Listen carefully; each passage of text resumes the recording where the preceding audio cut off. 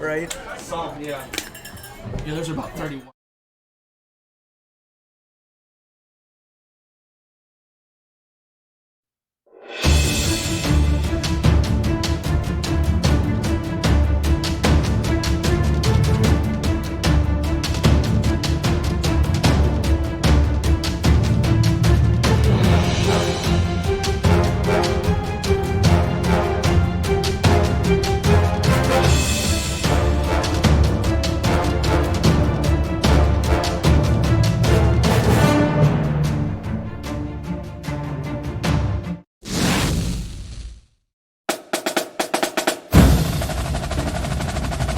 Ryan Gibbons under snap. Hands the ball. Nope, check that. Keeps the ball. Nice little play here to Petrelli. Ball to 21.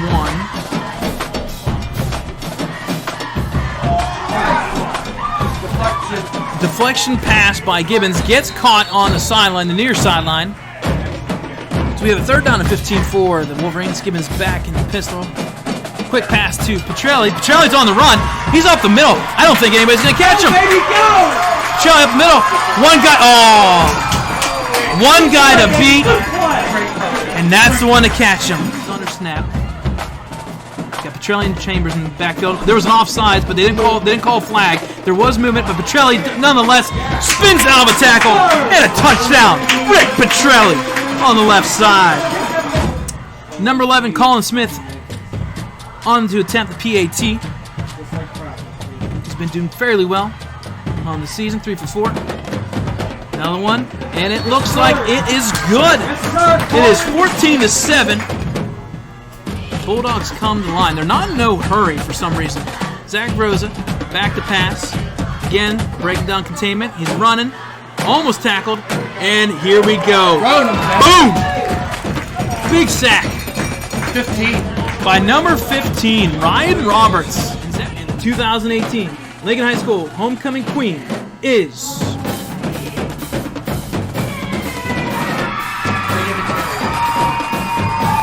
Mia DeCaria.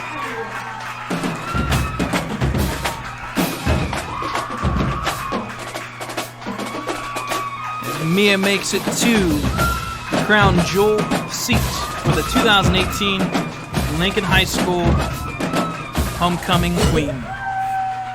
She receives the crown from Magnifico.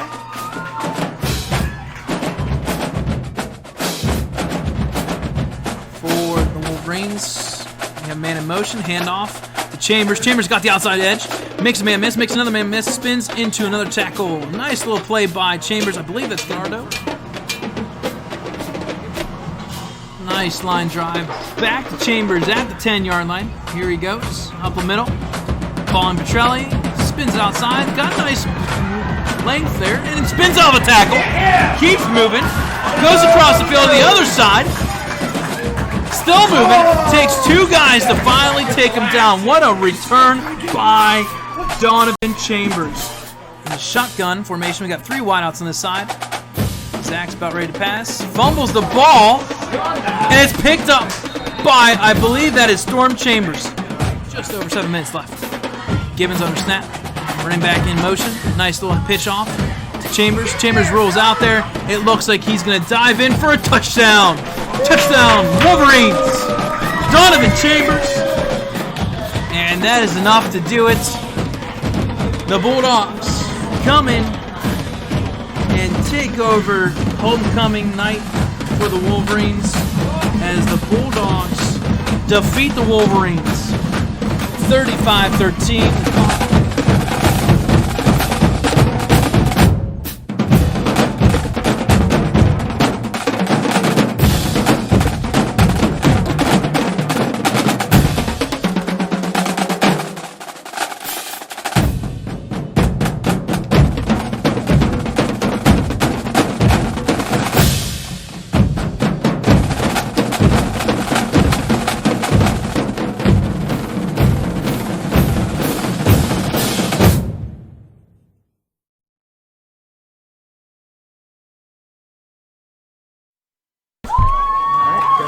Hi, friends, and a very pleasant good evening as we come to you from Glenn Pop Johnson Stadium in Shenango Township, Lawrence County, Pennsylvania, where tonight your Ellwood City Wolverines have just made a short trip up Route 65 to take on the Shenango Wildcats.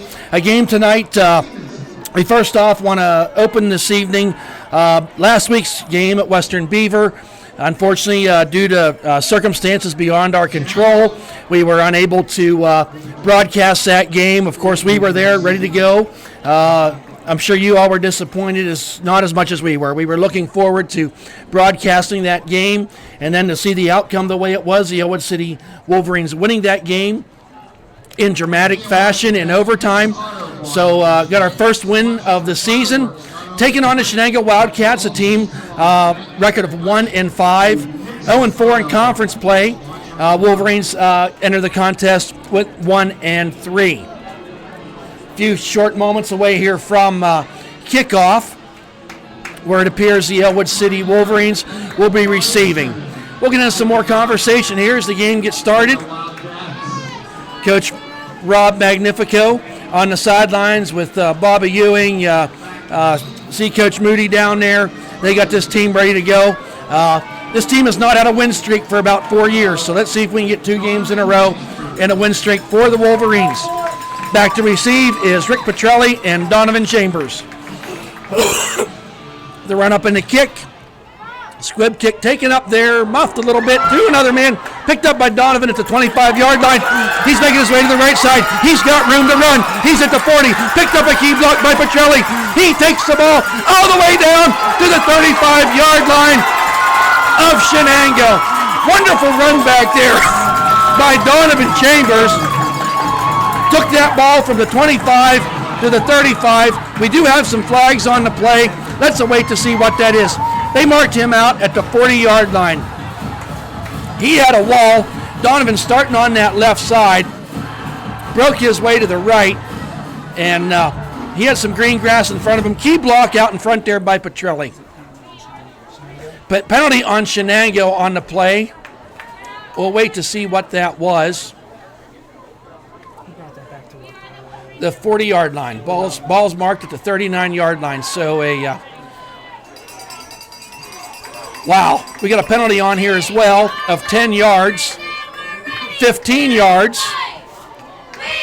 So of the personal foul type. Wonderful field position here for the Wolverines as they start from the Shenango 22-yard line. We're right up in the crowd here tonight, folks. Hope you're picking everything up. Great crowd here from Ellwood City. We got Ron Gibbons in the shotgun. Hand off to Donovan, breaks to the right. Spin move there, tiptoes his way forward. Give him a pickup of about Brock Kaiser on the tackle.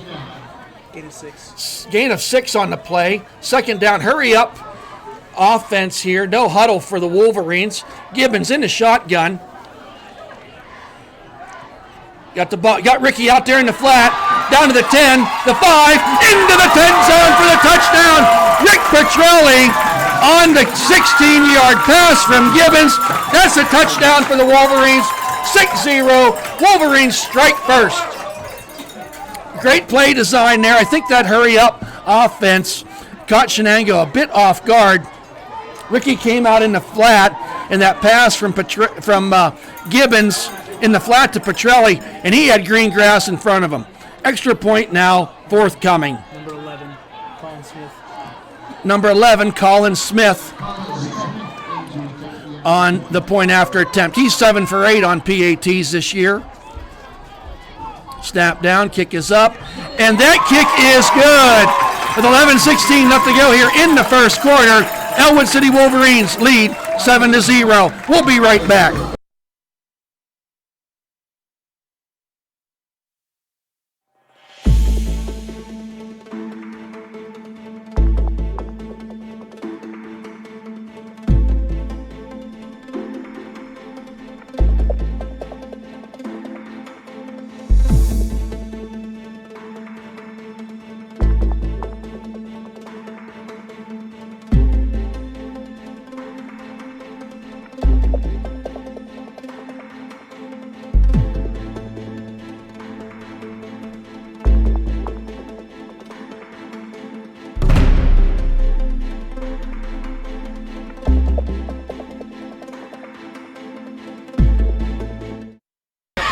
Welcome back, folks. Ellwood City scoring quick.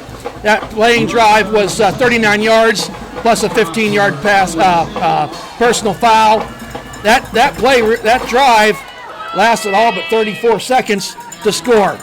Unfortunately, this week, Ellwood City Wolverines lost Ethan Coy. Rocco Sesti up with the kick. Taken there at the 35 by number 82.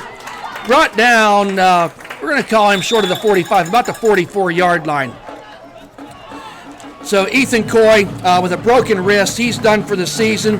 What a disappointment. The young man was having a great season on defense and kickoffs. Saw his dad and mom walking in, and you just kind of had to give him a pat on the shoulder and a hug and tell him how much it was fun watching their son play. He's a senior. He's on the sidelines cheering them on tonight.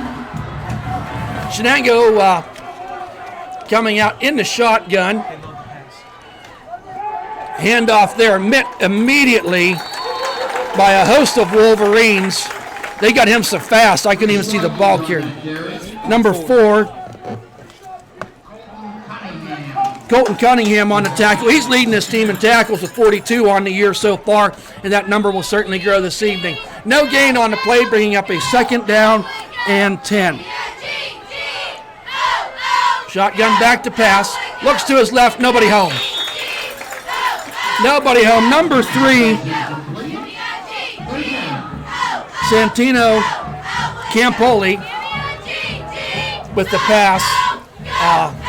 Falls incomplete. Got a nice press box here tonight, folks, but I'm going to be honest with you, the lighting is not good. So we're trying to be able to read the names on our sheet, and I wish I'd have brought my coal miner's helmet with a light on it so I can see what we're doing. Back to pass. Finds his way forward. Got a man down there. Ball falls incomplete. Pass was intended for number 82. That's his favorite receiver. We'll hear his name a lot tonight. Xavier Gump. Ball falls incomplete, bringing up a 4th and 10. So on that series of downs, Wolverines force a 3 and out. Really no gain on line of gain for Shenango Wildcats. Bruce Watkins back to punt. Kicking off down there to Brady Welsh. And up man is Rocco Sesti. Movement. We're going to have a penalty on this play. Got a little jumpy there, did the lineman for the Wolverines. Going to mark off 5 yards. Number 4.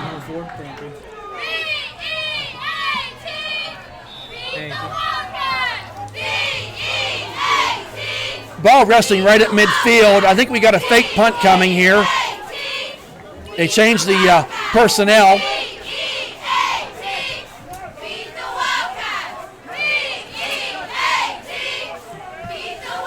The Wildcats really run two quarterbacks, Campoli and Watkins.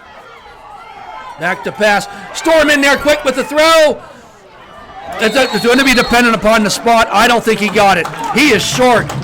Great pursuit there by Donovan Chambers coming up from that free safety position. He tried a quick pass out there on the flat. Completed pass for 4.5 yards. Needed 5. 23 on the reception. So, with that, Wolverines take over on downs. Really good field position. Ball resting on the 46-yard line. Gibbons up under center. Behind him is Ricky Petrelli. Hand off to Donovan, second man through. Hit hard there by number 4, Watkins. Pick up of just 2 on the play. Going to bring up a 2nd down and 8. Going to give him 3 yards on that play, Brad. My name is Thad Sturgeon, alongside our producer and stat man, Brad Windhorst. Run low camera tonight, too. Okay, great. So it brings up 10 minutes left to go here in the first quarter.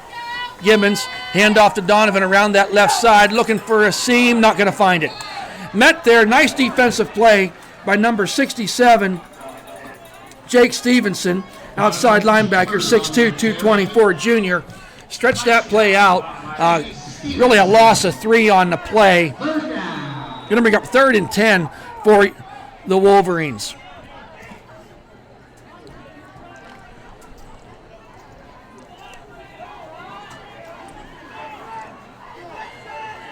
I beg your pardon, 3rd and 9. 2 wide outs to the right, 2 to the left. Quick pass out there by Gibbons. Got 1 man to beat. Nice move by Brady. He's on his way. Great play there by Brady Welsh. A quick pass out to the flat. Soft coverage was in front of him. Gibbons made that read, threw the ball, and it was all Brady Welsh from there. Took off running. Pickup of about 15 on the play. Is that right, Brad? Yep. Ball resting on Shenango's 36-yard line. 3rd downs have been a real problem for the Wolverines this year and seem to pick that one up. So Gibbons under center, hand off to Ricky, breaks 1 tackle, rolls his way forward. Great movement there by Rick Petrelli over the right side. He really didn't get hit by an opposing team for a good 4 or 5 yards. Brought down there at the 29-yard line, 28-yard line. Bring up 2nd down. We have a timeout. Timeout taken here by the Shenango Wildcats. We're going to take a timeout too. We'll be right back.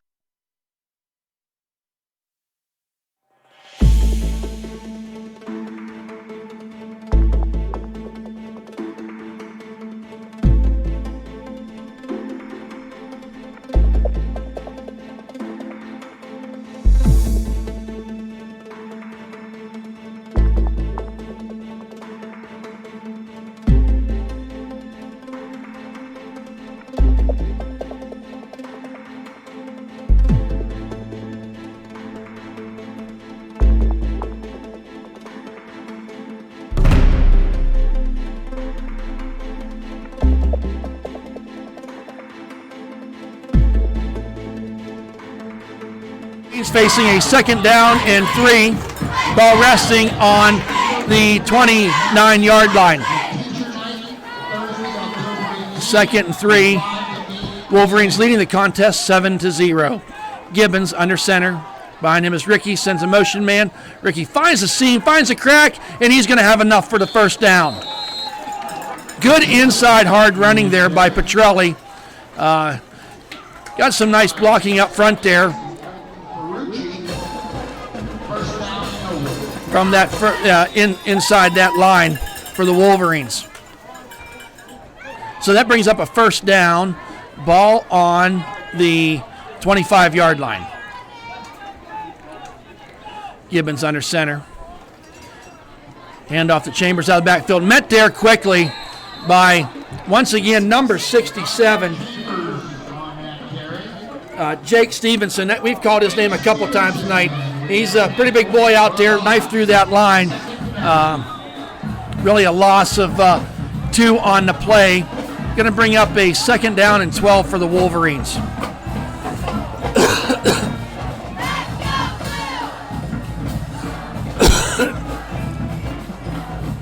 Gibbons under center. Hand off Donovan around that left side. Got a hole. Closing quickly there by number 4, Watkins. Not much gain on that play. Watkins with the initial hit. So brings up a 3rd down for the Wolverines. We're going to call it a 3rd and a long 9. Ball resting on the 24-yard line.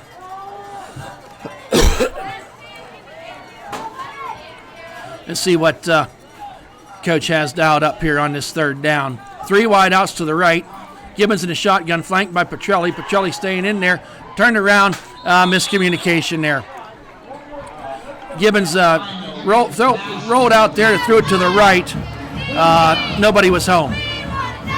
So decision time for the Wolverines. It's 4th and 9. Ball on the 28-yard line. They appear to be going for it, and I think that's a good call.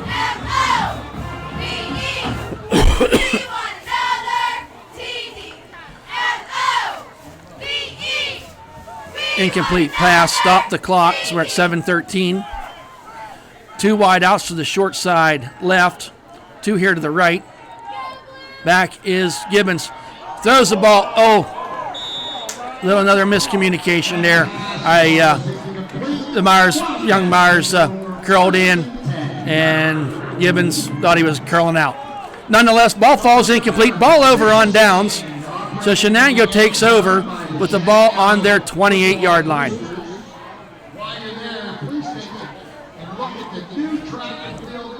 Shenango's only win coming against Sarah Catholic on a 42-yard field goal. And, of course, Ellwood City winning last week. Back to pass. Quick pass out there. That ball's intercepted by Brady Welsh on his way down into the end zone for the touchdown. Tip drill, baby. Taken there by Brady Welsh. I'm going to guess that was right around the 30-yard line. The pass intended for Shenango wide receiver. I missed that number. Ball tips off his hands right into the arms of Brady Welsh, and he was off to the races. Dive to the pylon for the Ellwood City touchdown. Quick scores. That's nice to see. Something this team we've not seen a lot this season. Extra point forthcoming. Kick is down. That kick is up and good.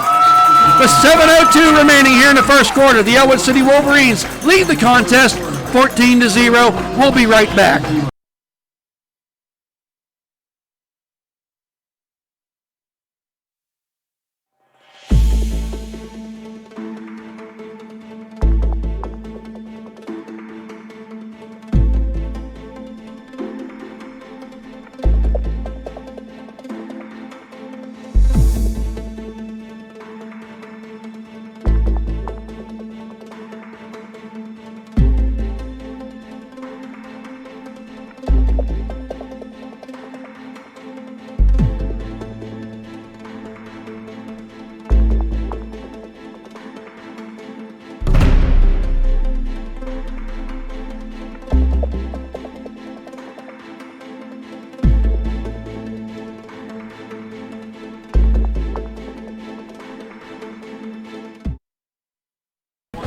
Welcome back, folks. The Wolverines leading the contest 14-0, their largest lead of the year.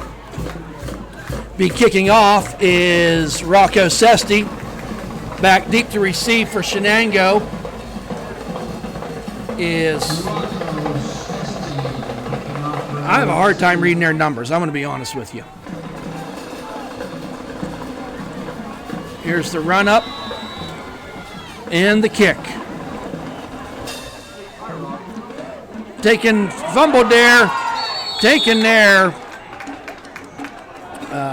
by number 82 of Shenango, Xavier Gump, one of the up men. Took the ball at about the 35.5-yard line. That's where they're going to spot it. So short kick, but then again, no return. So Shenango Wildcats coming out down in this contest 14-0.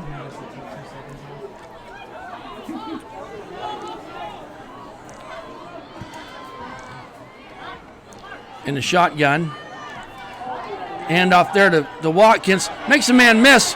Finds his way around. Got down. Still on his feet. Crossing midfield to the 45-yard line. Big run there for 20 yards by Jake Watkins. Some missed tackles there by the Wolverines along the way. We'll give them 20 yards on that.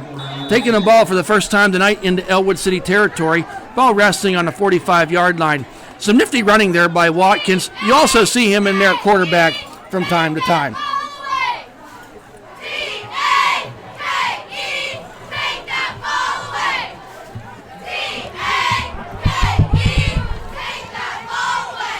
There's the handoff to Watkins again. Finding running room. Taking the ball for about a 6-yard gain down to the 40. Tackled there by Colton Cunningham. Bring up a second down, and we're going to call it 4. The Wildcats, little momentum here with two really good plays, running plays. So, nice stadium they got here at Shenango.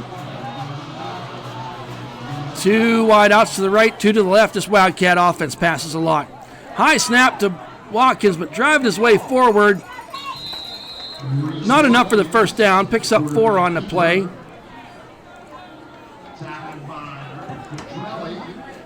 We're going to give Rick Petrelli credit for that tackle. Coming up from that linebacker position. So, third and 3 here for the Wild. 3rd and 2, I beg your pardon. Ball on the 37-yard line. The shotgun is Watkins. He's back to pass. Rolling out to his right. Got a man on him coming across the middle. Jumbled the jump ball, but he kept a hold of it. Was number 2. Nifty play there by number 2. Great coverage by the Wolverines. But he basically tipped the ball up in the air. Was able to get it back to himself. That was Mark Mangino on the catch.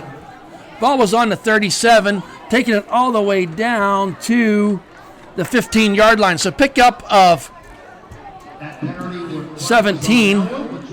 27 on that play. First down for the Shenango Wildcats.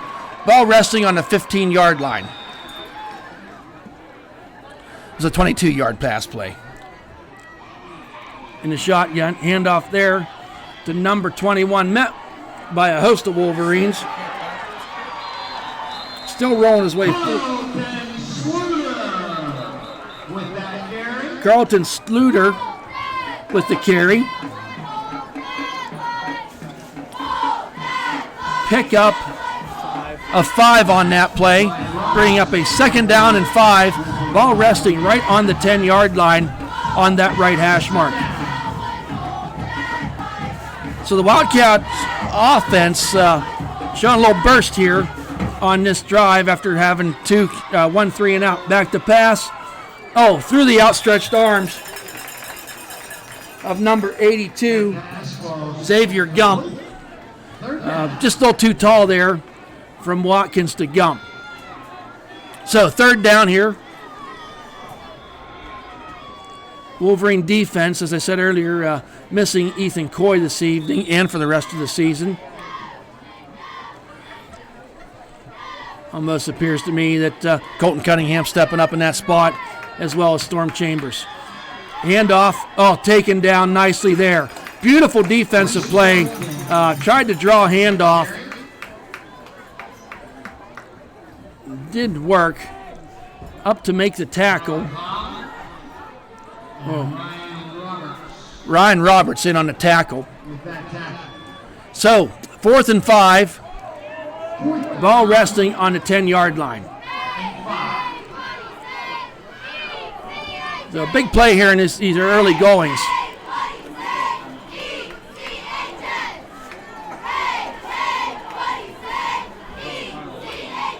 We have a timeout. Timeout taken by Shenango. They want to talk about this 4th down play. We'll be right back.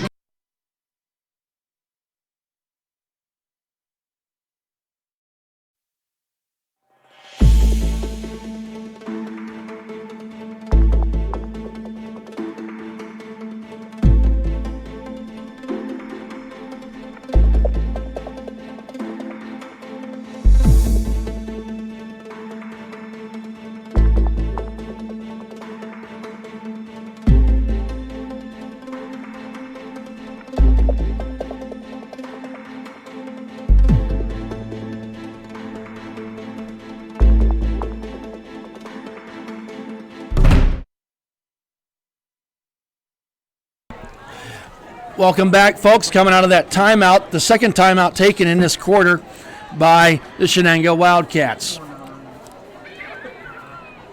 14-0, but the Wildcats threatening. 4th and 5, ball on the 10-yard line. In the shotgun is Watkins. Waits the snap. It's a keeper. Up the middle he goes. He's going to be stopped well short of the first down. Great pursuit there by the interior front line of the Wolverines to make that stop. Colton Cunningham leading the way, coming up from that linebacker position. Ball over on downs. Ellwood City's ball. First down.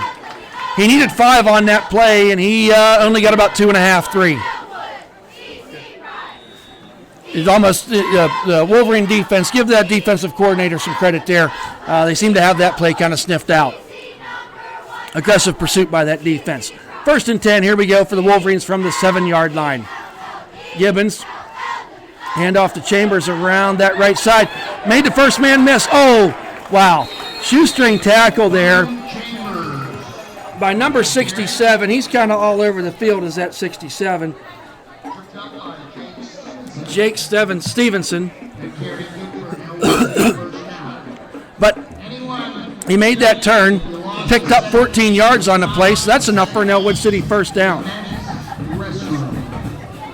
So, Wolverines, new set of downs here, first down. 3:21 left to go on a rolling clock here in this first quarter. Gibbons under center. Behind him is Petrelli. And off to Petrelli over that left side. Made the first man miss. Made the second man still on his feet. Nifty running there by Rick Petrelli all the way out to the 31-yard line. Close to another Ellwood City first down. Depending upon the spot, Bryant with the tackle.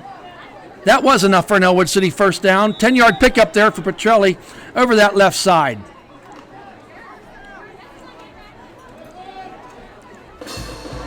Petrelli's not easy to bring down, and the way the front line's blowing this Wildcats off the ball, they're able to get that 6-8 yards. Hand off to Donovan. He's hit hard that time. Wow. Hit there by number 5 was the carrier, taken down by number 5. Evan Kaczynski. Going to give him 3 yards on that play. Hard hit, but Donovan, tough kid, bounced right back up. Brings up a 2nd down and 7. Ball on the 34-yard line. Gibbons coming back in from the sidelines with the call.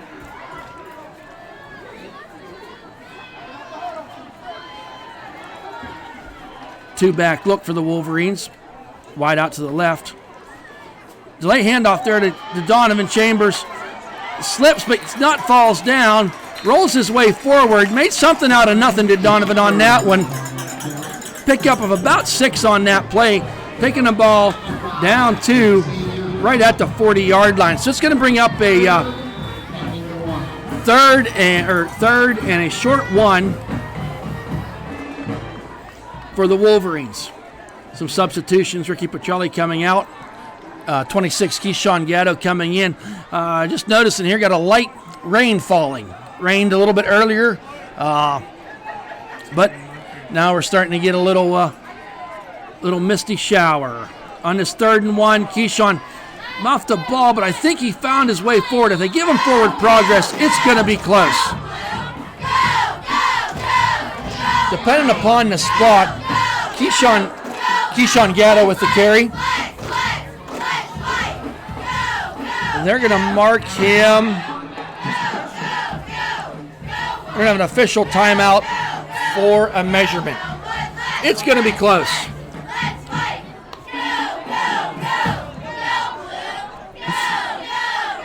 So we'll wait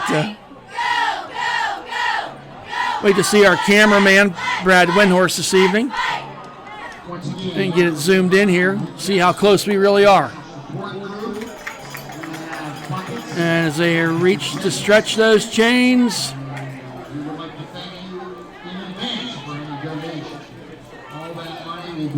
and they are short by about 2 chain lengths, the way it looks to me. So 4th down for the Wolverines. Ball on their own, just crossed the 40-yard line. So we'll wait to see what Coach Magnifico has in mind on this upcoming 4th and inches. Is that my chair? Sorry. appear to be going for it. Got Ryan Roberts out to the right. Is that Caden Myers out to the left?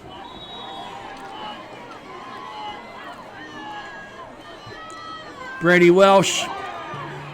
Push that way forward. I think he's going to be short. Direct snap to Brady Welsh. Muffed the snap a little bit as he got that. Tackled there by Brock Kaiser. Short of the first down, so ball over on downs. Almost like these teams are afraid to punt tonight. We get in these situations. I think that's the third time we've had ball over on downs. So Shenango taking over, very good field position, starting from their from the Ellwood City 40-yard line. 53 seconds left to go here in this first quarter. I wouldn't say it's necessarily raining hard, but just a drizzle coming out across there. So we'll see what effect that has on the ball and the field footing as the evening progresses. Back to pass. Going down the field. Wide open there is number 21, 24. Flag on the play. I think it's going to be going against Ellwood City. That's a 40-yard touchdown pass for the Shenango Wildcats. That pass was by Scott Doubt. So that's a Shenango touchdown. Quick score there for the Shenango Wildcats. 40-yard pass from number 3. Yes, Campoli to number 24. So extra point forthcoming. There was a flag on the play, and that was against Ellwood City. Obviously, it was declined. Kick is down. That kick is up and good. So 45 seconds left to go here in the first quarter. Ellwood City 14. The Shenango Wildcats 7. We'll be right back.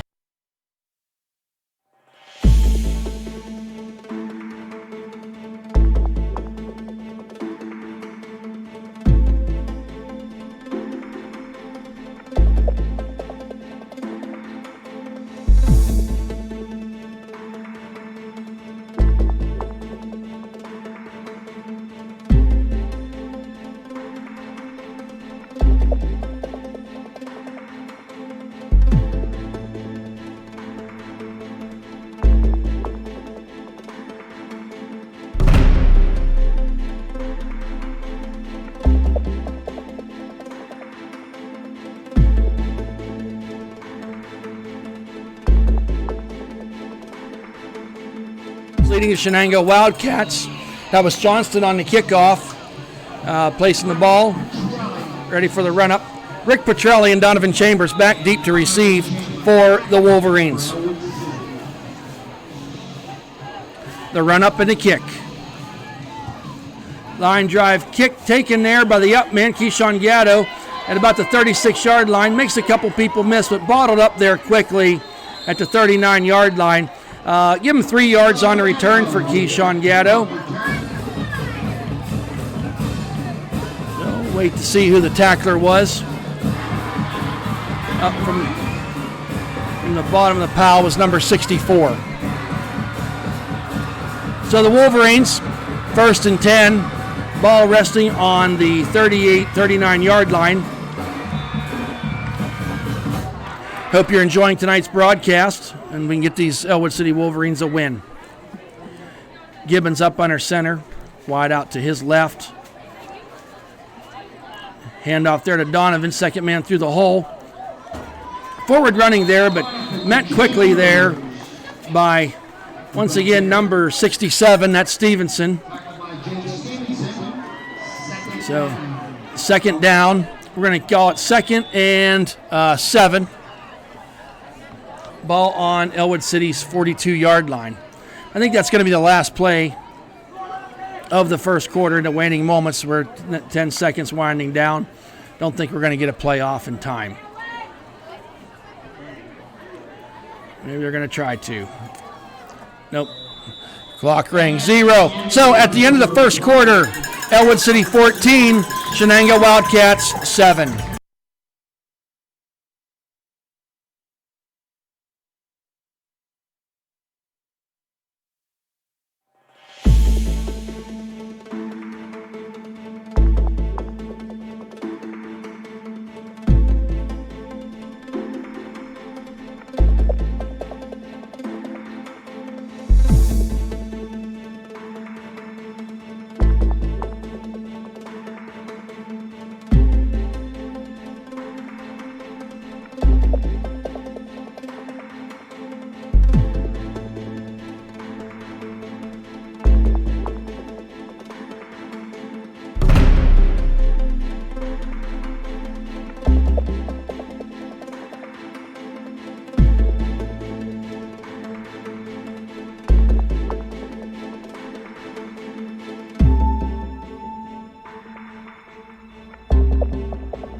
(14-7) Wolverines in the lead here as we start the second quarter.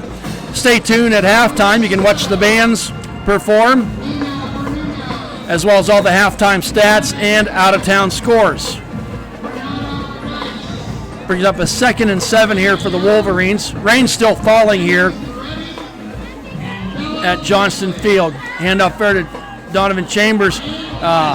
Taken down there, met in the backfield by number 71 of the Wildcats. Really no gain on that play for Chambers. Bringing up a 3rd down. 3rd down efficiency for the Wolverines at this point in the season is just a little over 20%. So hopefully we can improve upon that number. 3rd down and 7. Gibbons in the shotgun. Handoff there to Chambers. Up the middle he goes.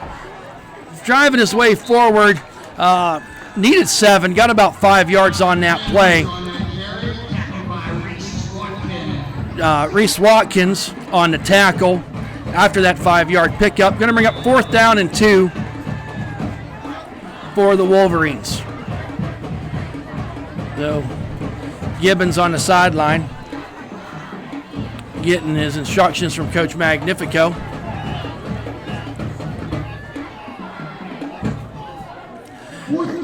Fourth down. We got about 5 seconds left on the play clock. They're going to have to worry.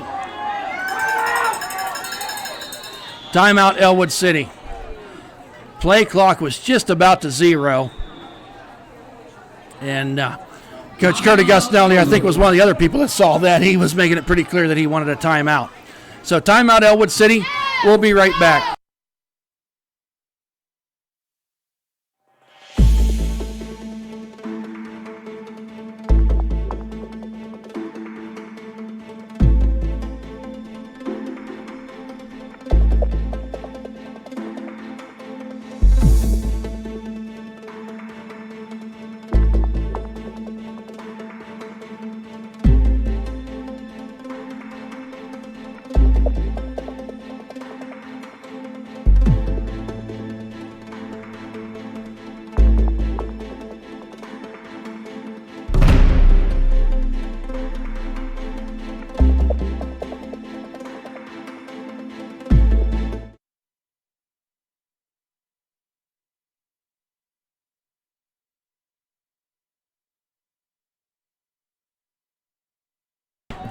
Welcome back, folks, on this 4th and 2 for the Wolverines. Sends a man in motion. Hand off there to Rick Petrelli. Drives his way forward. He's got enough for the 1st down. Good hard running there by Rick Petrelli over that right side. Straightforward running. Needed 2. Got 5. 4th down conversion for the Wolverines. So that's a 1st down, Ellwood City. Ball resting on the Wildcats' 47-yard line. Quick to the line is the Wolverines. 2 wideouts to the right, 1 to the left. Gibbons looking down the field. Oh, errant pass, interception there by Watkins, number 4 at the 30-yard line. He's up to the 35. Going to find his way into the 40. Taken down there at the 43-yard line. Gibbons back to pass on that play. Had Rick Petrelli out in the flat, looked him off, went downfield, and a pretty good defensive play there because it was Ryan Roberts had a step on him, and Watkins came out of nowhere and picked that ball off. So our second turnover, one for each team tonight via the interception. So ball on the 43-yard line. The Wildcats taking over in their own territory.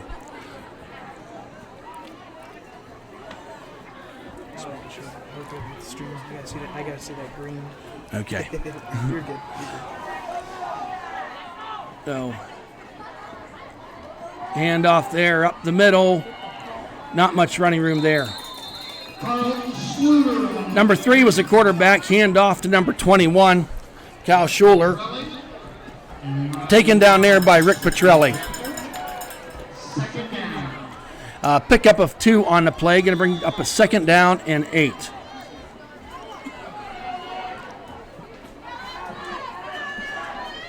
And their quarterback, number 3. Quick pass there to number 23. Finds his way up the middle he goes. Taken up there to about the 37-yard line. Taken down there by Brady Welsh. That's a first down for the Bobcats. Pickup of about 18 on that play, down to the 37-yard line. So Wolverines coming out of the gate, scoring 2 quick touchdowns. The one in the first drive of the game only lasted about 40 seconds. But Shenango's picked up some steam here. Back to pass out in the flat, too low by number 3, Campanelli. Getting some extracurricular activity here behind the play, and there's no one, none of the referees are there to see him.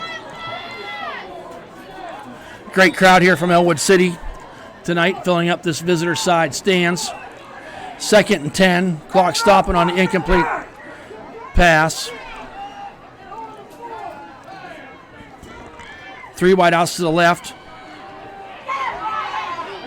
Throw down there, almost intercepted. Almost intercepted by 2 Wolverines without the outstretched arms of number 30, Rick Petrelli. And then Donovan Chambers had a beat on that ball too, just couldn't close his hands on it fast enough. Incomplete pass brings up a 3rd and 10 for Shenango on their 37-yard line.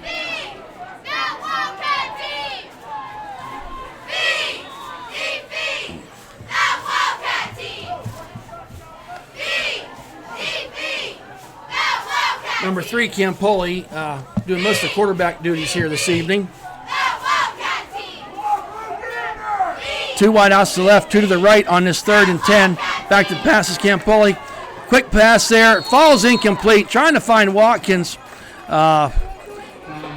Met immediately as he got the ball. Ball falls incomplete. Going to bring up a 4th down and 10 for Shenango. Seeing them do that here on this series. Some of that quick pass underneath routes. Some wide receivers will be coming out of the backfield. But the Ellwood City defense patient enough to stay at home and keeping the ball well covered. Campoli in a shotgun, 3 wideouts to the left. Quick pass out there to Watkins. Slipping on the grass, he falls. Taken down there. Rick Petrelli was there, but let's give number 56, Storm Chambers, credit for that. We got a ball over on downs. No gain on that play. Actually lost a couple yards on that pass play. Back to the 41-yard line. Wolverines take over in their own territory at, we're going to call it the 43-yard line. They lost 6 yards on that pass play, trying to go out there. A lot of their pass plays really aren't pressuring to go downfield very far, we've noticed at this point in the game. So Gibbons, let's see if he can shake off that interception in the shotgun. Hand off there to Chambers. Makes the first 2 people miss. Rolls his way forward. Got a man to beat. He's down to the 35-yard line. It's Donovan Chambers. Great running there. Pick up a 25 yards for Donovan Chambers. Santino with the tackle. Ball on the 35-yard line. That's a first down for the Wolverines. Good hard running there by Donovan on that last play. Got past the initial wave of defenders and then had some green grass to run on. Quick handoff there to Donovan again over that left side, sweeping over to the left. Meets a man there head on, number 82.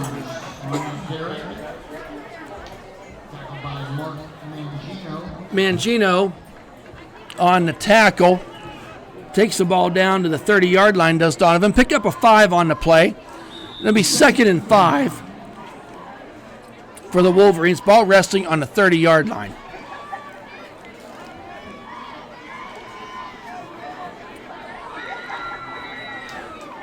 Gibbons in a shotgun.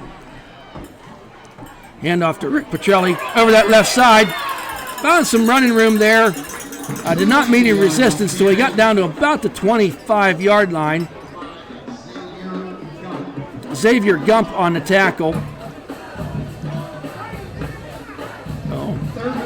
Issue with Donovan Chambers on the sideline. I think it's an equipment issue. So in for him now is Keyshawn Gatto.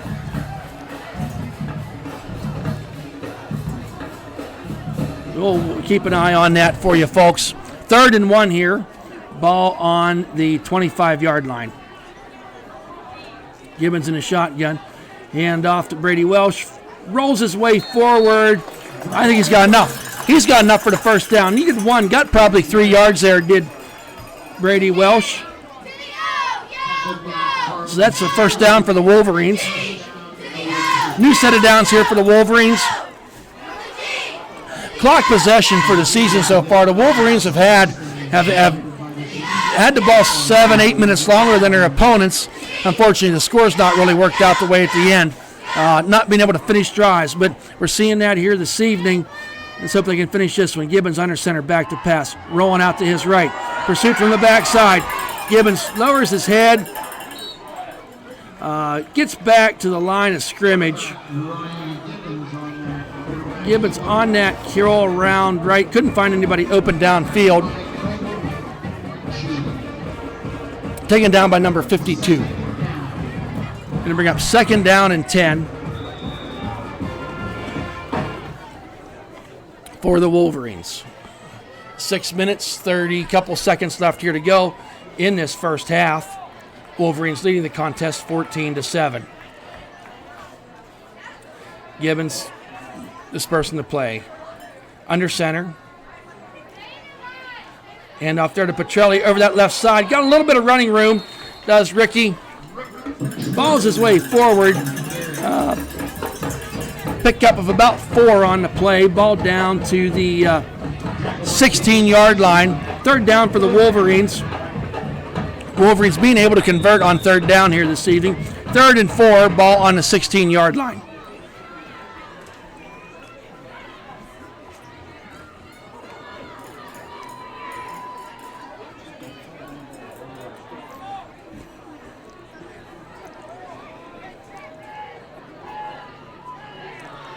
In at quarterback is Petrelli. Direct snap to Ricky. Pushes his way forward. Still rolling. He's down to 10-5. Touchdown. Rick Petrelli on that 3rd and 4. Petrelli in the quarterback position. Took that ball. Met resistance at the line of scrimmage. I thought he was going to get down, but he kept them legs a-churning. Rolled his way in 16 yards later for the Ellwood City touchdown. It's 20-7, 5:30 left to go here. Extra point forthcoming. Great hard running there by Rick Petrelli. Give that front line some credit too for pushing that line back.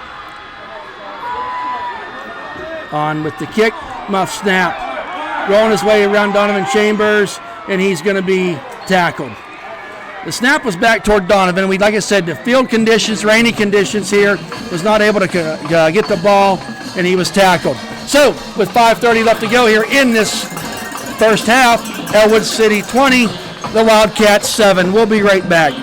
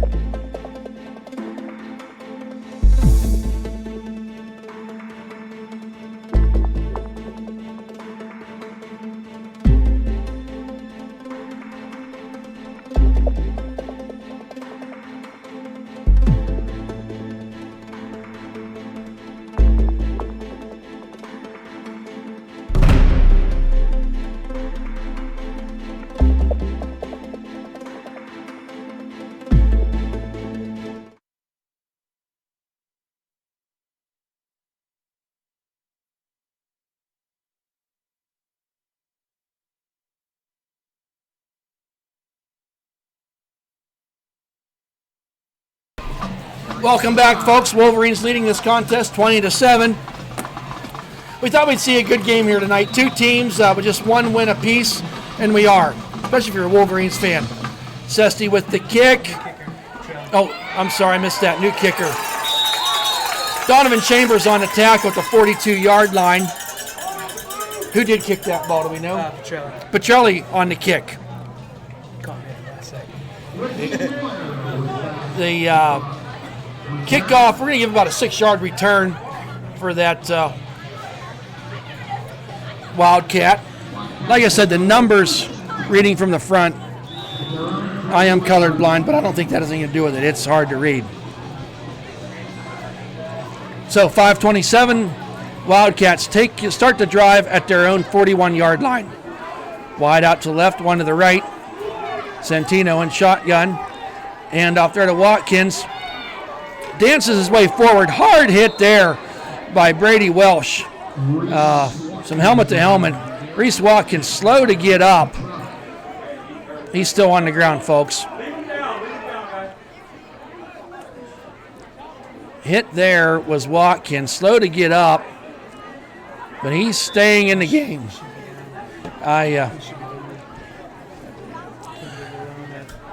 He is coming out of the game. That was a hard hit.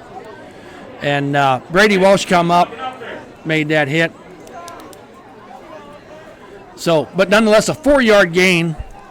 Bring up 2nd down and 6. Ball resting on the 46-yard line. 4:41. Timeout Shenango. That's their 3rd and final timeout of this half. We will be right back.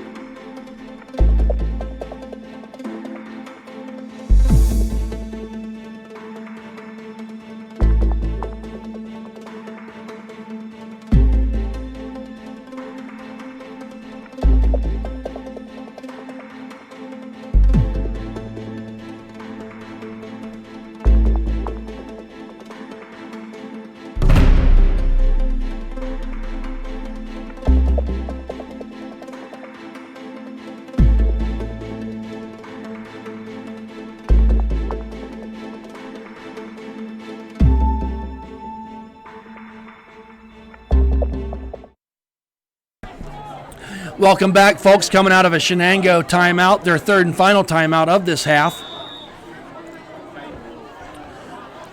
2nd and 6. Just kind of got a feeling they're going to try something deep here in one of these plays as we're winding down this 2nd quarter. Pass out there, number 23. Flag on the play. We'll wait to see what that is. Completed pass. Josh McCousher. That pass is complete down to the 45-yard line. Would be enough for a 1st down. We'll wait to see what the penalty is.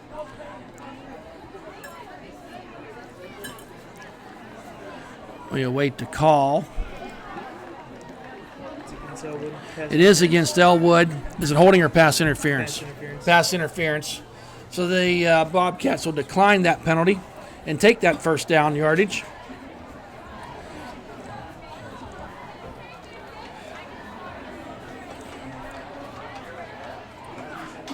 So 4:35 left to go here.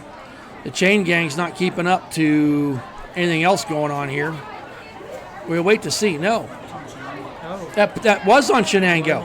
I bet. No. No, they're taking. It was Ellwood City. They're taking the pass interference. They're taking the pass interference. That's 15 yards. That gain on that play was about 9. So we'll scratch out that completed pass. But that 15-yard penalty for the Wolverines. And I think is that the first penalty for the Wolverines tonight? 2nd penalty. So that's cleaned up from what we've seen in prior games for the Wolverines. Let's just hope it don't get contagious and get a bunch more. Up the middle comes Petrelli. Taken down. Big-time play. Petrelli on that linebacker blitz. Came in untouched. Taken down Santilli. That's about a 6-yard loss. Great aggressive play there. I thought Ricky was going to miss him, but he got his arm out there, got his hand on an arm, and brought him down. So brings up a 2nd and 16. Back to pass. Oh, Ricky Petrelli again. He's on fire. Went up there and batted that ball down. Petrelli climbed the ladder to get that one, and the ball falls incomplete. So we got 3:56 left to go. Coach Moody out there, the defensive coordinator, giving signs to this defense on this 3rd and 18 play. Back to pass, Santilli surveys the field, got some time. Pass down, and that one's taken by Petrelli at the 30-yard line. He's got a head of steam and blockers ahead. Finds his way to the 40, the 35, the 30, the 20. One man to beat. Down to the 12-yard line is Rick Petrelli on the interception and return. Great play by Petrelli. Great blocking. 1 second, folks. We get a couple flags, and I just have a feeling that was an illegal hit. Why he did that, we saw it happen. I was hoping they didn't see it. Great return. Flag happened after. He's saying personal foul. Personal foul against the Wolverines. Brady, he hit him. Why did he hit him that way? I'm sorry, the mic's on. Well, nonetheless, the credit Petrelli with the interception, and that takes away about a 60-yard return, I'm going to guess, give or take.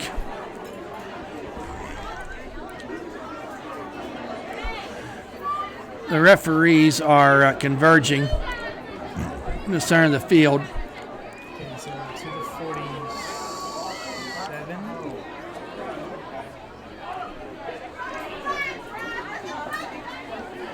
So, marking the ball back. The foul happened at the 46-yard line. They're marching that ball back 15 yards to the Ellwood City 32-yard line. So, Rick Petrelli really got that interception, picked that ball out of the air, and he was off to the races. So, 3:41 left to go. Wolverines with 2 timeouts in their back pocket. Ball resting on the 32-yard line. Hand off to Chambers over that right side. Met there by several Shenango Wildcats. Brock Kaiser on the tackle, if we have one of them. Yep, 23. Guys. So, pickup of 1 on the play for the Wolverines. Breaking the huddle is Gibbons. 2 wide outs to the left, 2 to the right. Gibbons back there, sidecar Petrelli. Quick pass out there to Brady Welsh. Made the first man miss, second man miss, spin move, rolls his way forward down to the 49-yard line. Pick up a 16 on the play, and that's a first down for the Wolverines.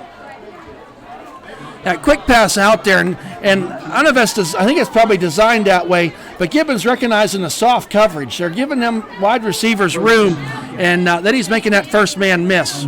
So good heads-up playing there by this Wolverine offense. Hand off. Nope. Gibbons rolling us out to the right. Pass to Ricky Petrelli down in the flat.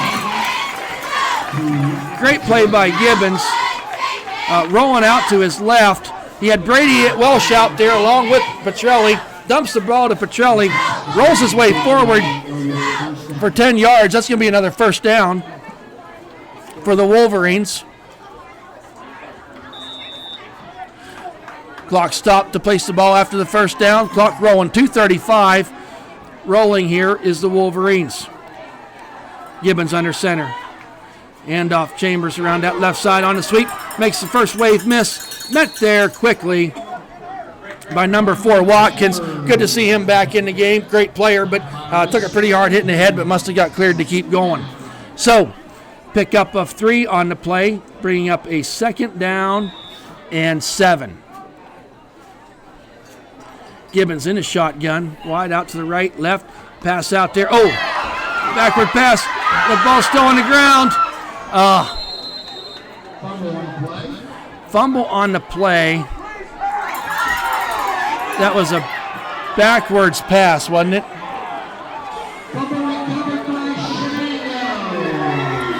Backwards pass out there to Chambers. Missed the ball. Ball falls off his hands. Rolls its way back. As he was scrumming for the ball, someone from Shenango got that. I missed the number. Who got that? Number 32 got it for Shenango.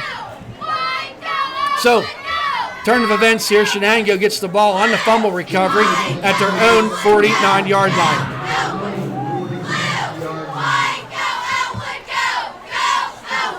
So, no timeouts for Shenango. Keep that in the back of your mind. 2 wideouts to the left, 2 to the right. Passing situation here. Back is Santilli. Surveys the field. Going deep down the field, overthrows everybody. So pass falls incomplete.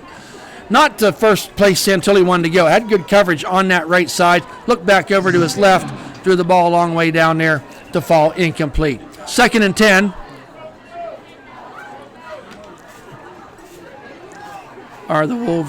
Is the Wildcats. Ellwood City leading the contest 20-7. Shotgun, Santilli back to pass. Pressure picked up. Pass there, open in the middle to number 24. Taken down to the 30-yard line. Pick up a 20 on the play. Scott Dowd with the 20-yard first down reception. First down for Shenango, driving here. Just 1:37 left to go. Plenty of time. Ball on the 30-yard line. Santilli back. Has a man down there. Going to use his legs this time. Rolls his way forward. Oh, hit hard there. Hit hard there. He got back to the initial line of scrimmage. Hit there by number 9, Tyler Powell. By Tyler Powell. And Keyshawn Gatto was in there for that tackle. So no gain on that play. Clock still running. 2nd and 10. Santilli in a shotgun. Back to pass. Quick pressure underneath. Pass there to Dowd. Down to the 20. Flag in the play. I think this might be coming back. The 15-yard pass play to number 24. Dowd. Hit there, but we'll wait to see what this kind of looks like in the area of holding. So 51 seconds to go here in this half.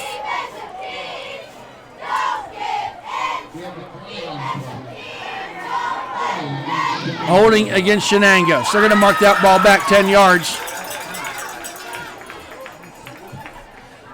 So that takes away that 15-yard pass play from Santilli to Dowd. Is it Dowd? I think so. Okay. I think so. We'll go with it. So now the ball, 2nd and 15. Ball on the 35-yard line. Ellwood City defense needing to get a stop here. Keep this 13-point lead going into halftime. Santilli in a shotgun. Back to pass. Rolls out to his right. Got pressure. Man down there. Donovan Chambers with the interception. Oh, they call it incomplete. Wow. Now we got a flag. Guys, you can't talk back to them. They're always right. Chambers, I thought, had that ball caught cleanly. We'll have to check that on the tape before bed tonight. Really, Santilli throwing out there into no man's land. And Chambers made a great play on the ball. I think we got a dead ball foul. Was that taunting by the Wolverines? So that keeps the drive rolling. That's going to be an automatic first down, I do believe. Marking off the 15 yards. Ball down to the 20-yard line. 38.9 seconds left to go here. And a first down for Shenango.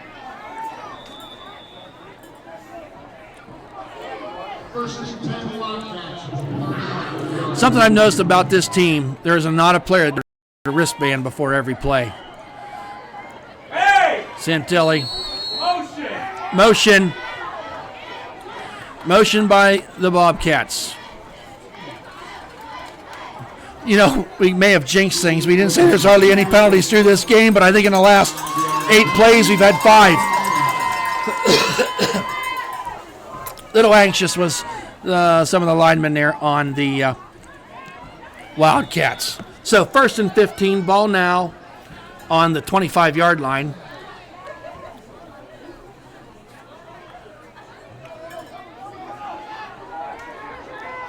Santilli in a shotgun, sidecar Watkins to his left.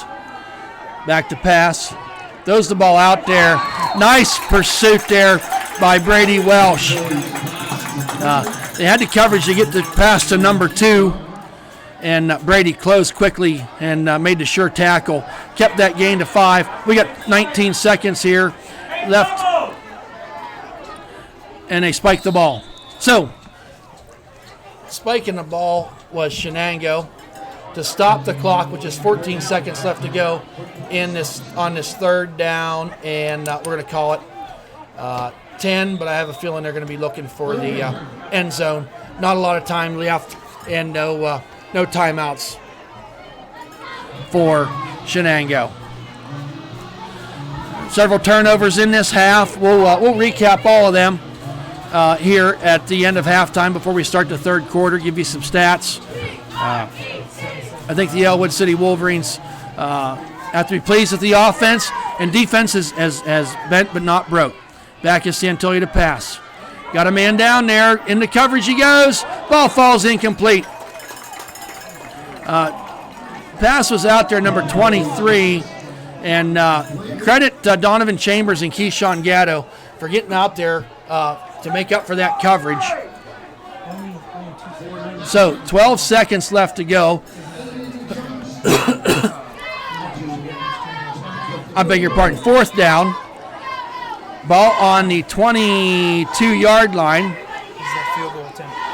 We're going to go for a field goal here, it appears. Number 89.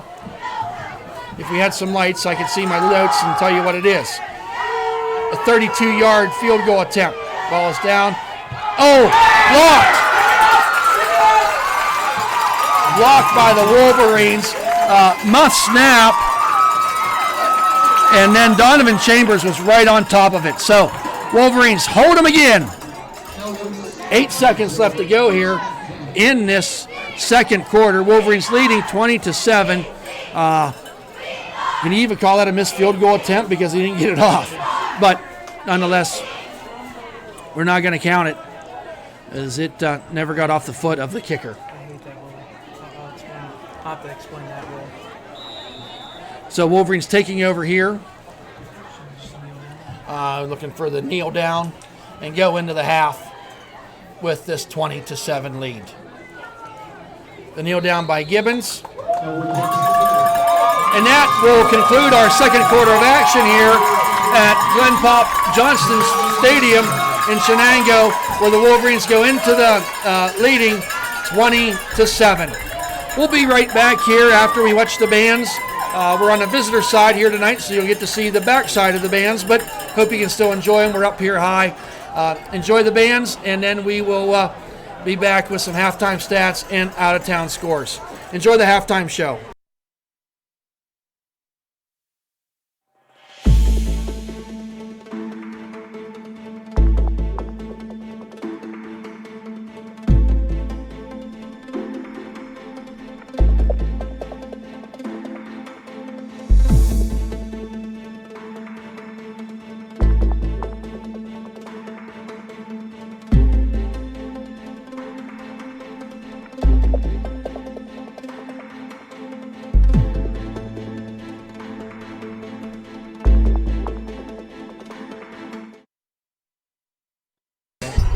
All right, I'll be right back.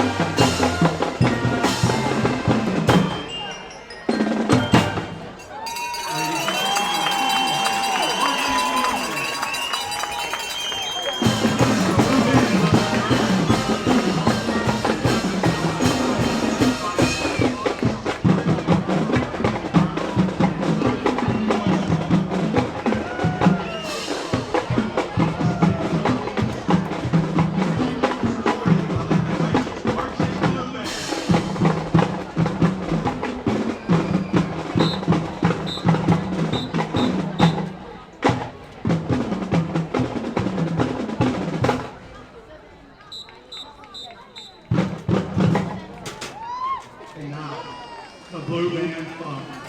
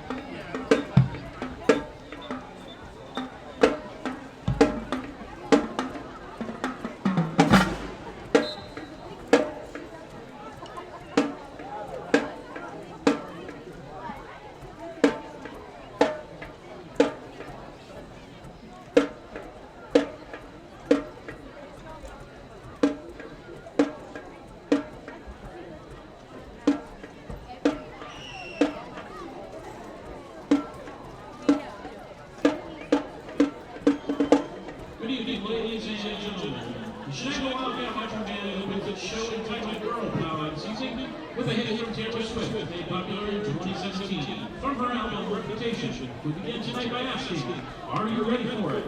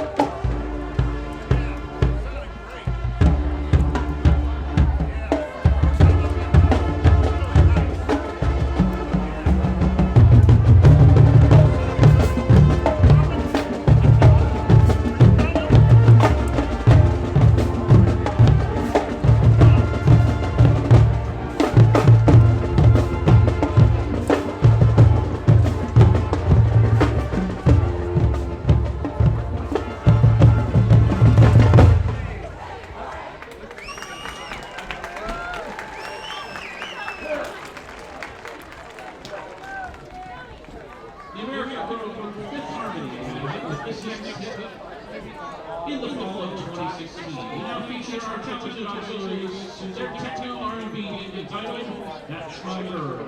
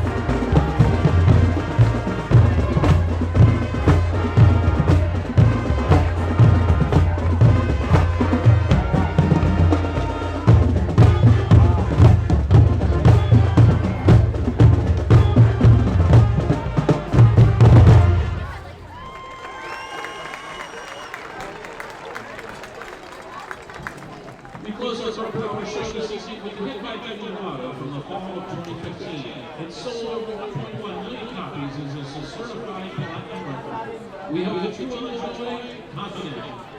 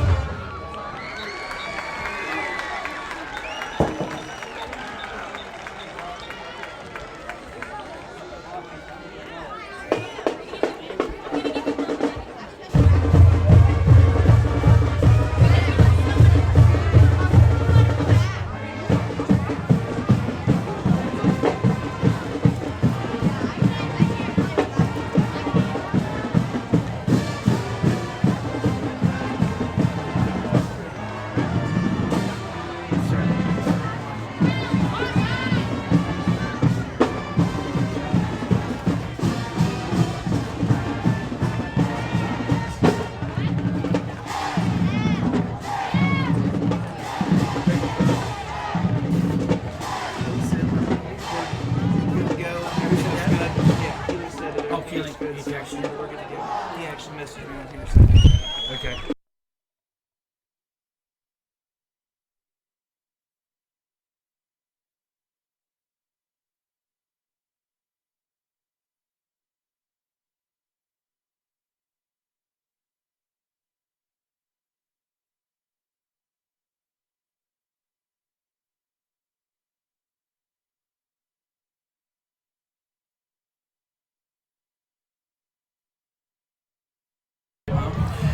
Welcome back, folks. Just a couple minutes away here from the start of the third quarter.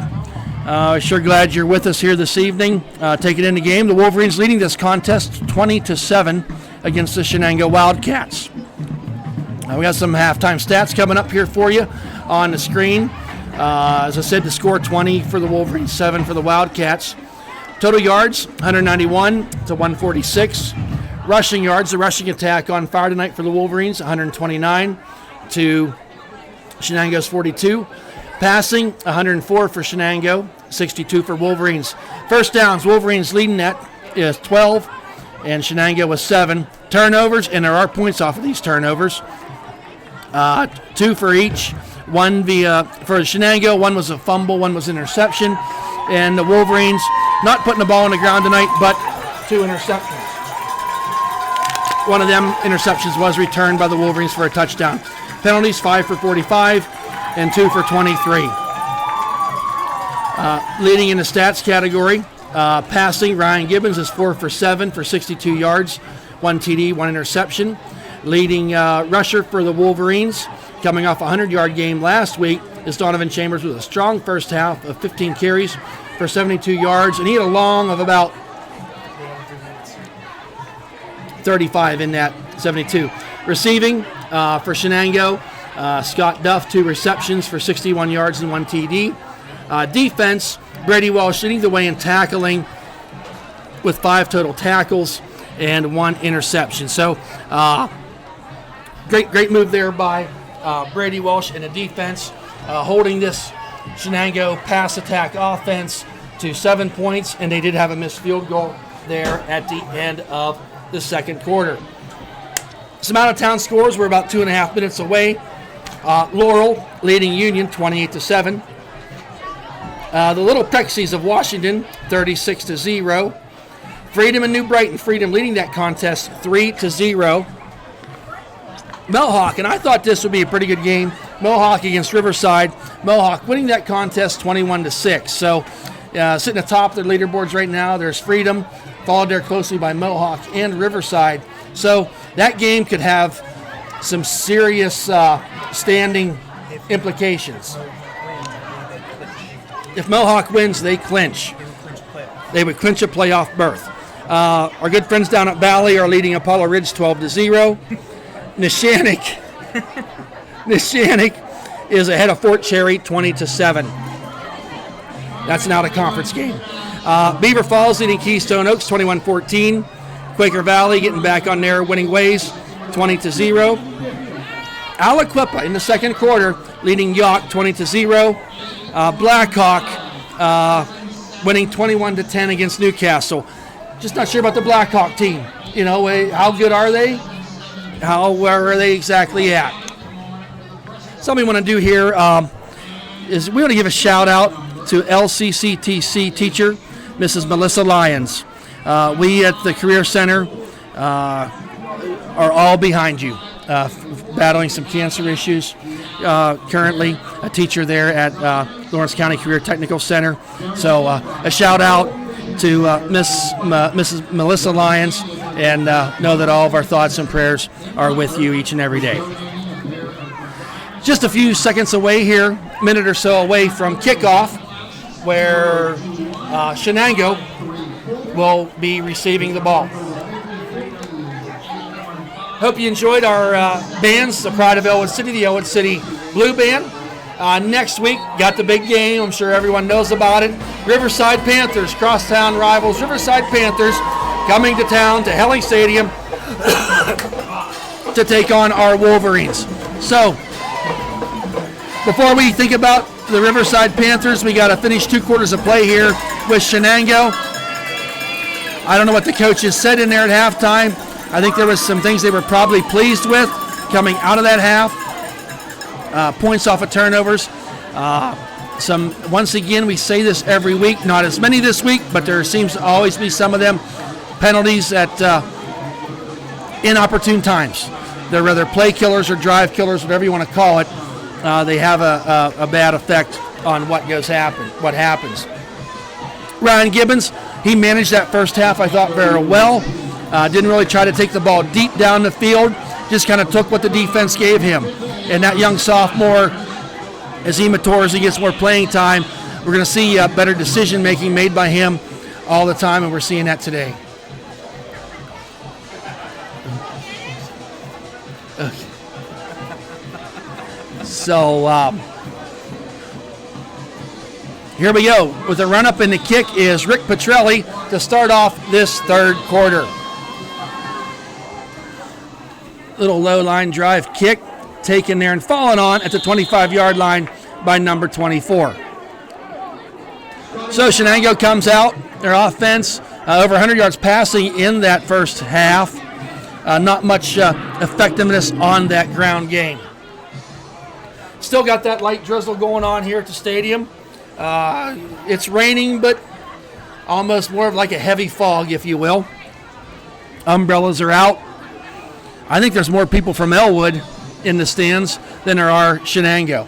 So Ellwood City, no matter what the record, always does travel well. Or how far after last year going all that distance. Okay, Santilli in the shotgun. Hand off to Watkins. Hit there quickly. Driven backwards. Ryan Roberts was in there, but get Colton Cunningham that tackle. Ate him up, was right in there. Colton Cunningham, leading tackler on the team. 4-year letterman, a senior, coming in here to the game this evening. Actually, I think he lives closer to Shenango School than he does Ellwood City. So he is literally going up against his neighbor. Santilli back to pass. Flushed out of the pocket. Pass down there. Oh, pass was dropped. And we see number 24 make some good catches tonight. He kind of settled in there, and he was open for that split second, but dropped the ball. So with that 3rd and 10 coming up, be a real statement here for this Wolverine defense to get a 3 and out.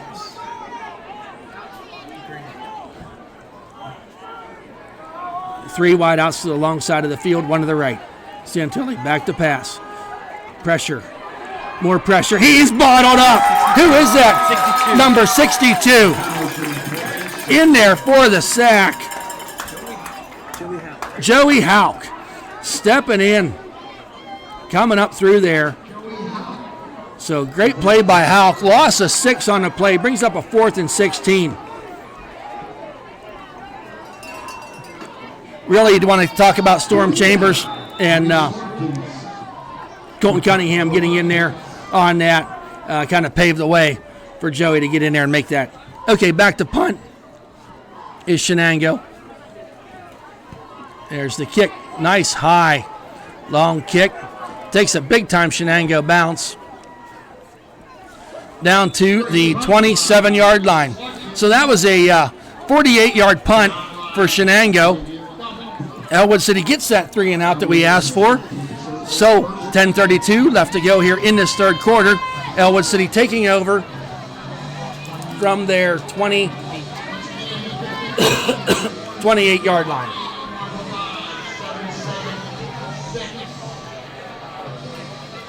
Thank you for logging in tonight to ecwolverines.com. I'm Thad Sturgeon alongside Brad Windhorst, producer, cameraman, and statistician. Gibbons under center. Handoff there to Donovan, driving his way forward. Nice pickup there on first down for Donovan. You know, he gets that ball when he's running off that right side. Gets a full head of steam. He's just hard to bring down. Donovan, not huge player, bunny stretch, but shifty and moves around and driving them legs forward all the time. We're lucky to have the press box here. We're right above the Ellwood City faithful as well as the cheerleaders. So give you that high school experience firsthand. Hand off to Rick Petrelli. He got a huge hole. Stiff arms the man. Tackled there nicely. Watkins, number 4. Got kids all over the field. Ricky drives his way forward. Got about 5 yards on that play. Needed 3, got 5. That's an Ellwood City first down. Ellwood City 12 first downs in that first half. Moved the ball quite effectively. Ball just crossed the 40-yard line in Ellwood City territory. 1st and 10. Gibbons under center. The keeper going to option it out there to Donovan Chambers. makes a nifty move, tiptoes up the sidelines. I'm going to mark him out of bounds at about the 47-yard line. So pick up a 6 on the play. Play we haven't really seen Ellwood City run much this year is that option. And that was effective for a 6-yard gain. So ball now on the 47.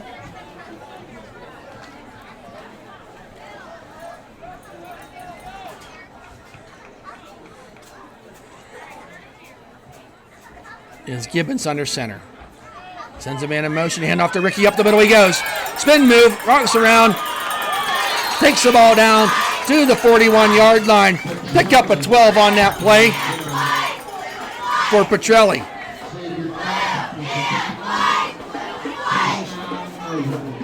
It's a nice first down run there. Going to get him another first down for the Wolverines. Petrelli full head of steam. And that front line of the Wolverines on them plays, them running backs aren't getting touched until after they get 3 or 4 yards. Gibbons sends a man in motion. Little fake out there. Shirt tail tackle by Petrelli was tackled there. Not sure who got him. Number 66 for Shenango brings him down. Pickup, they're going to give him 1 on the play. Bringing up a 2nd down and 9. Ball on the 41-yard line.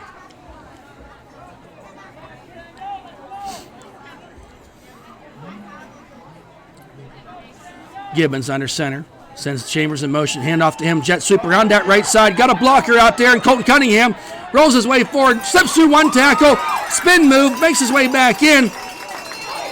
Going to be brought down there around the 26, 27-yard line. Pick up a 15 on that end around sweep by Chambers. They sent Donovan in motion several times now on that play, and just knew one of them times he was going to get the ball, and that time he did. So ball down to the 26-yard line. 1st and 10 for the Wolverines. Another first down for the Wolverines. Gibbons coming in from the sidelines with the call. Just 10 seconds left to go here on the play clock. Need to get up to the line. Get this play taken off. 3, 2, they're going to get it. Gibbons hand off Petrelli. Huge hole up the middle to the right side. Bounces out to the right. Takes it down to about the 21-yard line. So pick up a 6 there. And you got to be loving how this offense is clicking right now. Just 5, 7 yards. Drumming off for 11 yards. Not seeing any passing on this drive, but why would you? You're just kind of rolling the way this is. Force that defense to come up there to make that stop on the run. 2nd and 4 for the Wolverines. Under center is Gibbons. Petrelli rolls his way forward. I don't know if he got enough for... Yes, he did. Just kind of made a shifty move there when he got to the line of scrimmage. He is short of the first down. Going to be 3rd down and a short 1. Ball resting on the 17-yard line. So this drive started at the 42. Just a heavy dose of Petrelli and Chambers on this drive. 3rd and short. Gibbons handoff. Donovan swings his way around. We'll see Powell pushing forward. Will depend upon the stop. But, yep, I think he got it. Yep. They're saying 4th. Are they? They're saying 4th. Our angle from down that way is not that. I'm off. Okay, so 4th down and not very far. 4th and I'll call it inches. I'll just say it. So, everybody in tight. Gibbons push the Powell forward. He's got it. Great pursuit there. Great pursuit there by the front line, just pushing them back. And everyone in the stadium knew what was coming, and they still got him stopped. Still weren't able to stop him. So, needed a couple inches, got 2 yards. First and 10, new life here for the Wolverines. Ball resting on the 15-yard line. The other thing is this drive is eating up some clock. We're about 6 minutes on this drive, I think. And that's fun to do when you got a lead. Gibbons back to pass, rolls out to his right. Got a man open down there, takes it to Ryan Reynolds. Just right there, stopped about the 2-yard line. I tell you what, Gibbons had a couple people he could have passed to on that one. He had Brady Walsh streaking in the end zone. Would have been across his body throw, took the safe route. That was Ryan Roberts, correct? Ryan Roberts with that 12-yard reception takes it down. First and goal, ball on the 3-yard line. A real statement here by the Wolverines coming out in this half.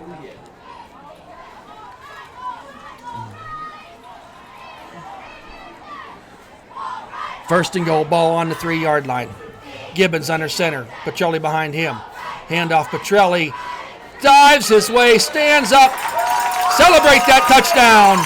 Ellwood City touchdown. Rick Petrelli on the 3-yard run over the right side. Great run for Petrelli. That's his second score of the night. Third score. We'll get all the halftime stuff for you. Yeah, second score. So extra point. They may consider going for 2 on this, leading 26-7. Missed the extra point last time on the exchange. So second and 2, extra point, going for 2. Gibbons under center. And he's back to pass. Got Brady Walsh out there wide open. That 2-point conversion is good.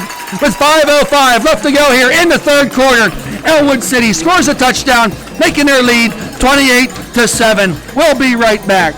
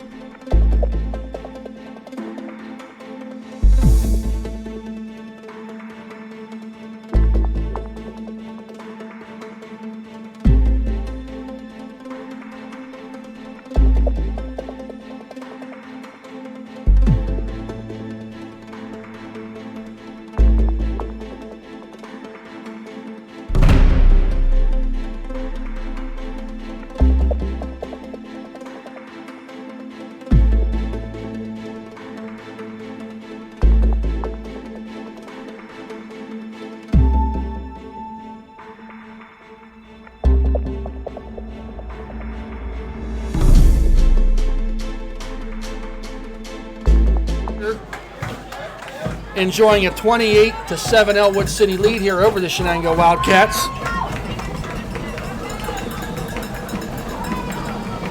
Sesti on the kick. Kick there down to the 40-yard line. Returns it back to about the 45. Short kickoffs we're seeing here tonight. Ethan Coy, as we mentioned earlier in the broadcast, had a season-ending injury with a broken wrist. So it's kind of kicking by committee here tonight. So first and 10, ball on Shenango's 45-yard line. You know, really, Shenango's had pretty good field position all night, you know, via the turnovers or the kickoffs, and have had brief spurts of momentum. Slant pass there to number 24, Huff. Hit there, taken down. Colton Cunningham's on fire. He's coming from all angles tonight. Almost like there's something personal going on with that boy. He's wanting a piece of everything. But that was a 10-yard gain, enough for the first down. Santilli to doubt. Yeah. Kind of a favorite receiver for him on that slant route. They've been trying to do that several times. Santilli back to pass. Pressure, hands up. Nice catch there. Taken down by Petrelli, but credit number 82 with that 10-yard Xavier Gump. Really, Petrelli had great coverage on that. Give that Gump some credit for making a nice catch. And if he has a long run, you know I'm going to have to say run, Forrest, run. Santilli back to pass, loses a hand on the ball, falls down. Santilli went back to pass, went to cock his arm, the ball falls. As I said, and you can probably tell on your screen, just a light drizzle here tonight, almost a heavy mist, if you will. So that ball tends to be a little slippery. Referee is wiping it off between every play or a new ball. But that one got away from him. Loss of 6 on the play, bring up a 2nd down and 16. Santilli, shotgun, back to pass. Down there to Gump, breaks a tackle, down to the 10, he's down to the 5, taken down there at the half-yard line. Is that Keyshawn Gatto brought him down? But that was a 39-yard pass play from Santilli to Gump on that slant route that they've done several times now. He was just a little deeper down the field on this play, made a nice catch, and scampered for another probably 15, 20 yards. Yak yards after catch. So, Shenango threatening here with 3:33 left to go in this third quarter. Under center, Santilli. Hey, we had movement. Throw the flag. And that's kind of what 1 and 5 teams do. You get down there for the quarterback sneak, and somebody moved. So that'll bring him back 5 yards. Still 1st and goal now from the 5.5-yard line. So reach into the playbook and see what you can come up with now. 4 wide receivers. Yep, and that's what we got. 4 wide receivers. Timeout by Shenango. He's not afraid to use them, is he? 3:13 left to go here. 28 Wolverines, 7 for the Shenango Wildcats. We'll be right back.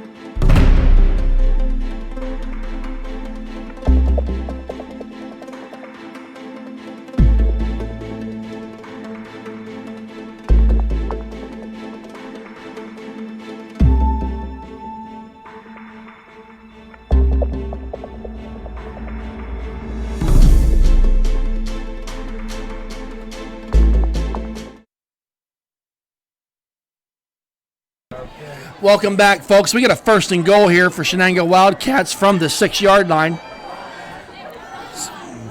3 wide outs to the right, 1 to the left. Wolverines showing blitz. Up the middle they come. Nice pass. Touchdown to Gump. 6-yard pass, Santilli to Gump. Good coverage there by Keyshawn Gatto, but Gump, big-bodied, long body, able to get in front of him to get that touchdown catch. So at 3:09 left to go, we're 28-13, extra point coming.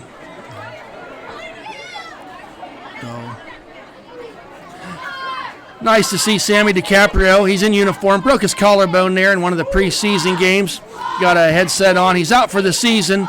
Sophomore, long snapper, lineman. But good to see him back there. So, extra point. We're going to run out of time. 2 seconds, 1 second on the play clock. That's a delay of game penalty on an extra point. Good grief. Forgot the T.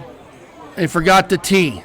So you got to run to the sidelines and get it. But that's a 5-yard penalty. Pretty good kicker here. He made one earlier this season against Sarah Catholic for 42 yards to be the game winner. So we'll see what that yields us here. On with the extra point. Waits to snap. Goes down. That kick is up and good. Right down the middle. So 3:09 left to go here in third quarter. Ellwood City 28, Shenango Wildcats 14. We'll be right back.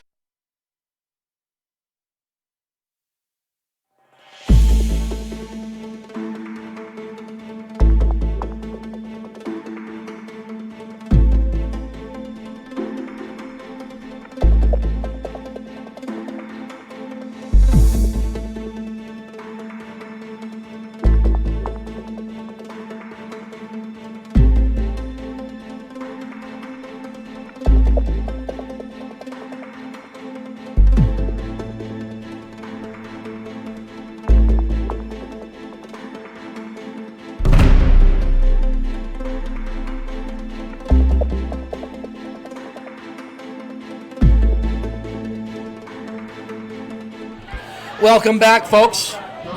3:09 left to go here in the third quarter. 28-14, Wolverines in the lead.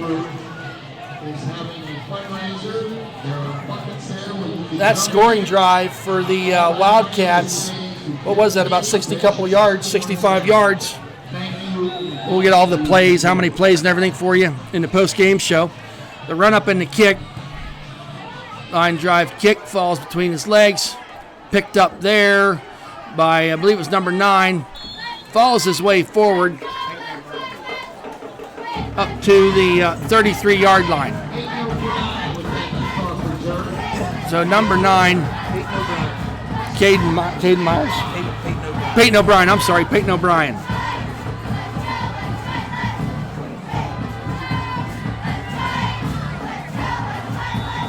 Good to see Kelton Daccio back on the field. Had a little concussion issue there for a couple games.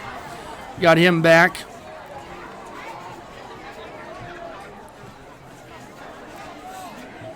All right, Wolverines starting from their own 32-yard line. Gibbons under center.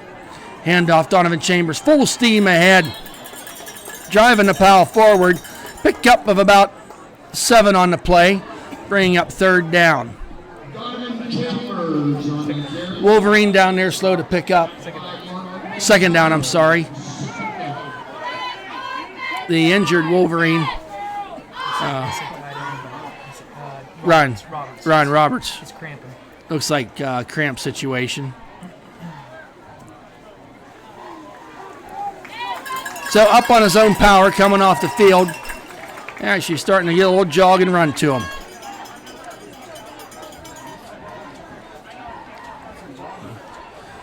So after the injury timeout here, bring up a second down, just 5 yards. I gave him 7, 5 yards for Donovan on that play. And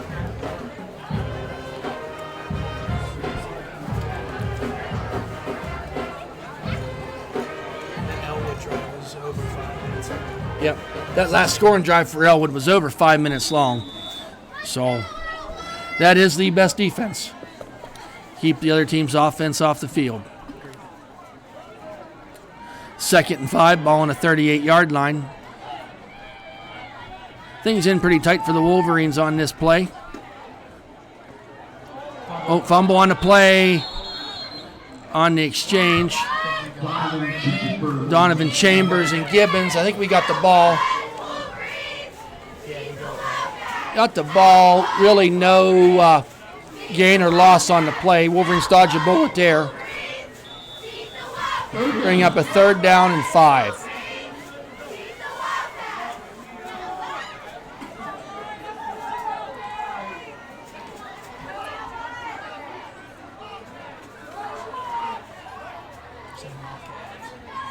So Gibbons up under center.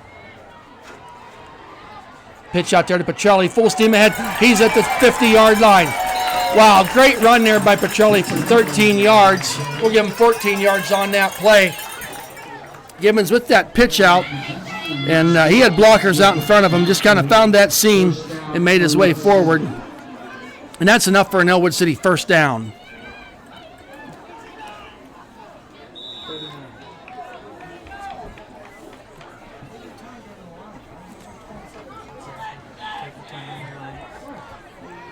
Wolverines back up to the line.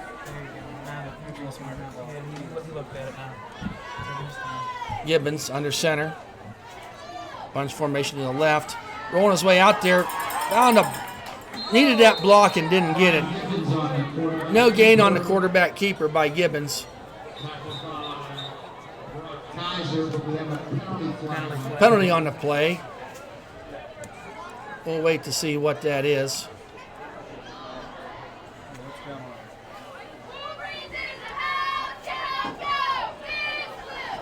As the referees wait. Holding on Ellwood City. So on that first down play, there was a holding. So that'll mark him back 10 yards. I think the holding was downfield a little bit, so we'll wait to see the spot. Just more yards rushing. Is it just more yards rushing? Yep. I believe it's 10. Yep, 10 yards Looks like. back. So that's going to bring up a 1st and 20 for the Wolverines from their 43-yard line.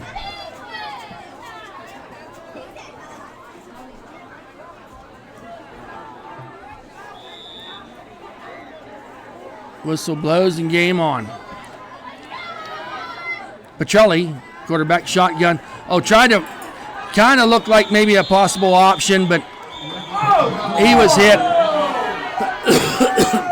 before he could really get anything done. Actually a loss on the play of 2 yards. So that brings up a 2nd down and 22 for the Wolverines. Under a minute to go here in the 3rd quarter.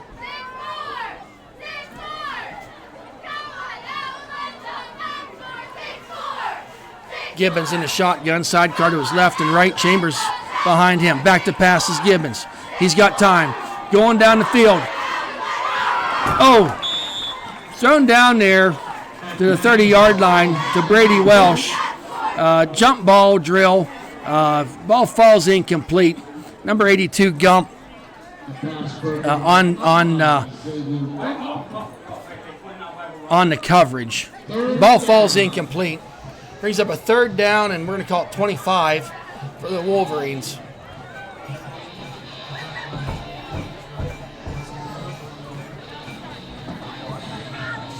.29 seconds left to go here in this 3rd quarter.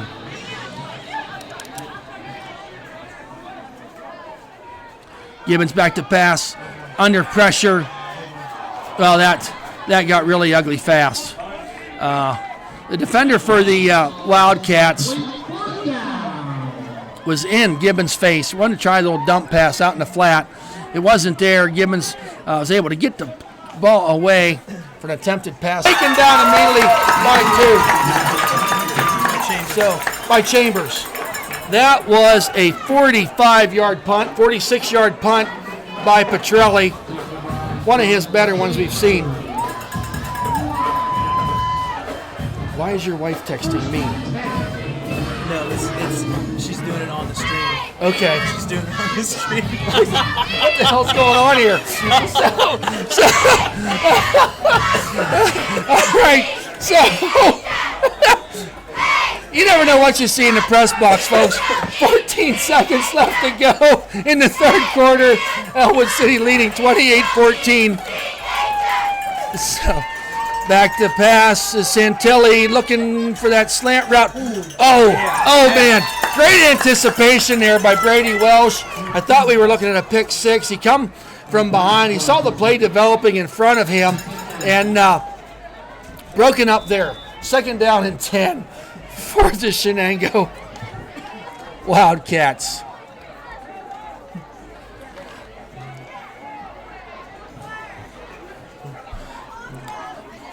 Nine seconds left here.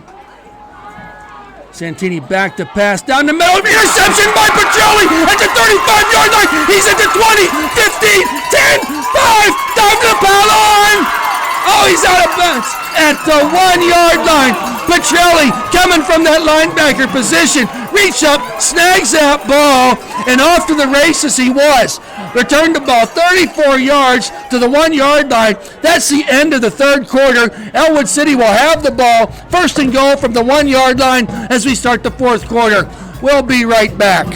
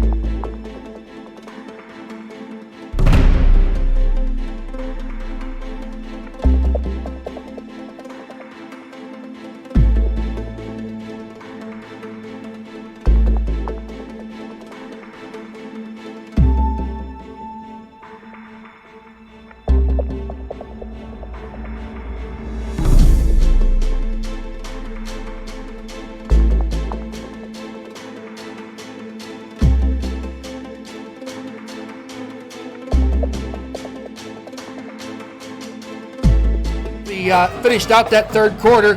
Santilli went back to pass, looking down the field, and had a man down there, but not to be outdone by Rick Petrelli, picking that ball off, running like a madman down the sidelines, got down to the 1 yard line.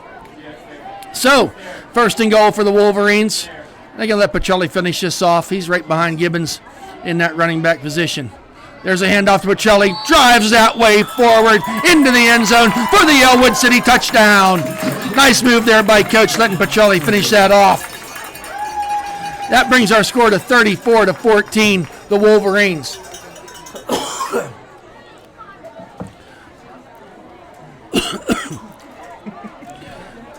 Hey, really fun to be on this side of the ledger for a game. So offense is really clicking, defense helping them out, giving them great field position on a couple different occasions here this evening.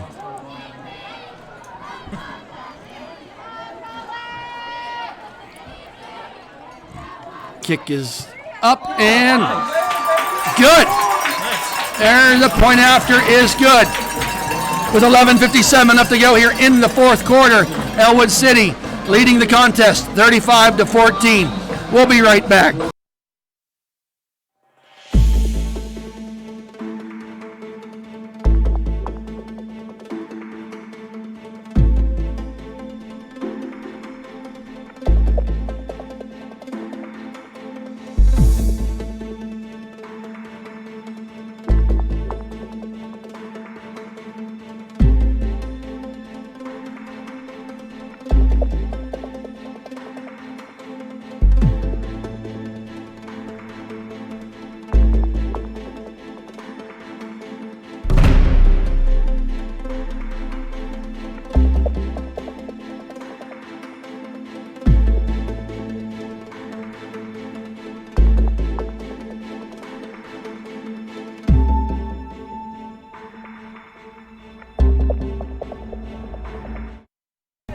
Welcome back, folks.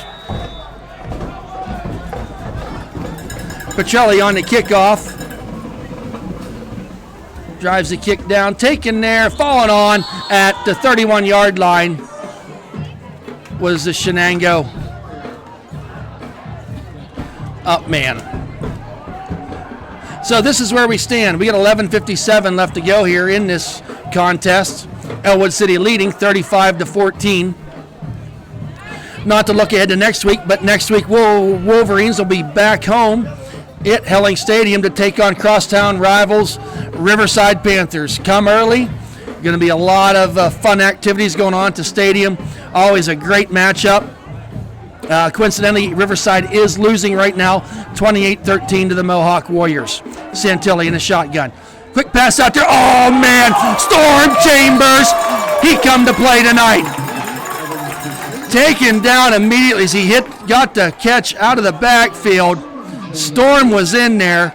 He's my man. I like that kid. Loss of 5 on the play. Great heads-up play there by Storm, taking him down in the backfield for that 6-yard loss. Santilli, shotgun, back to pass. Throws the ball out there to number 2. Hit there by Brady Welsh. Slowed him down. Petrelli there to clean it up. Mark Mangini on the catch. Taken down by Petrelli. Back to about the original line of scrimmage. So that's going to bring up a 3rd down and 10.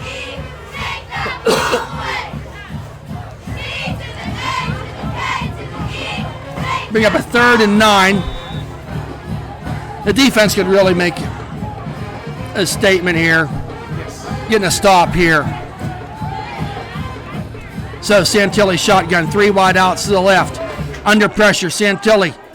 Oh, he's taken down. Taken down by number 57 for the Wolverines. Got in that backfield. Penalty. We got a penalty somewhere. Who's 57? Noah Bunny. Noah Bunny. I'm sorry. Noah Bunny. I think this is going to be against us. Junior. Against us. I'm afraid this penalty is going to be against us, being Ellwood City. What was the call? Holding. Holding. So, no, personal foul. Oh, whoa, personal foul. 15 yards, life. Boy, the Wolverines, we said this how many times this season, they do them personal fouls and they let drives extend for their opponents. That's an automatic first down. Ball on the 45-yard line at Shenango. New life here for Shenango. Santilli shotgun, handoff. Nice tackle there by number 9. Peyton O'Brien, right on the tackle. Got him by the ankles. He had some green grass in front of him, but he had to get over Peyton's outstretched arms, and he couldn't do it. Pickup of, we'll give him a short 1 on the play, bringing up a 2nd down and 9. That play had development to be a big play, and now circle that one for that young O'Brien. He's just a freshman out there playing. Santilli back to pass. Ooh, closing quickly. It was Brady Welsh. Oh, for crying out loud. Penalty on the play. That's about enough to make a preacher swear. I mean, that was a bad call. Pass interference.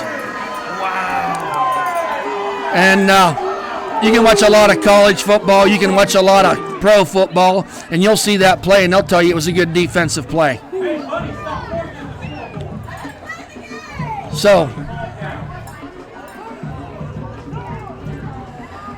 that pass interference call gives them another 10 yards. 15? 15 yards, I beg your pardon. So 30 yards on this drive for Shenango is via the personal foul or pass interference. Can't let these guys hang around. We got 10.5 minutes left to go in this contest. We're up by 3 scores, but let's get this over with. Santilli sends a man in motion. Back to pass. Pass out there to Watkins. Oh, taken down virtually by his own man. Donovan Chambers was there to get a hit on him, and he was hit by another Shenango player right into Watkins, and down he went. Loss on the play of, we're going to say, about 8 yards. So 2nd and 18. They're trying a little misdirection pass on that play. Santilli looked to the left, faked, went right back to the right. But give credit to Donovan Chambers. He was not fooled. Patient and stayed at home where he needed to be and made that play. Santilli in a shotgun. Back to pass. Storm Chambers is there. Oh, he just missed him. Down he goes. Santilli eluded the rushing Storm Chambers coming in untouched. Throws the ball downfield just a little too tall for, was that Gump out there, the intended receiver? With coverage. Number 4, I beg your pardon. Watkins again. This offense is kind of revolving around 3 people, if you haven't noticed. Santilli, Gump, and Watkins. I'm thinking Watkins is just a freshman, did I see? Yeah, both are quarterbacks, freshman and sophomore. But freshman and sophomore. So they appear to be pretty good athletes, just not able to get the play done. They're going to be a timeout. I don't understand that. But timeout for Shenango. We'll be right back.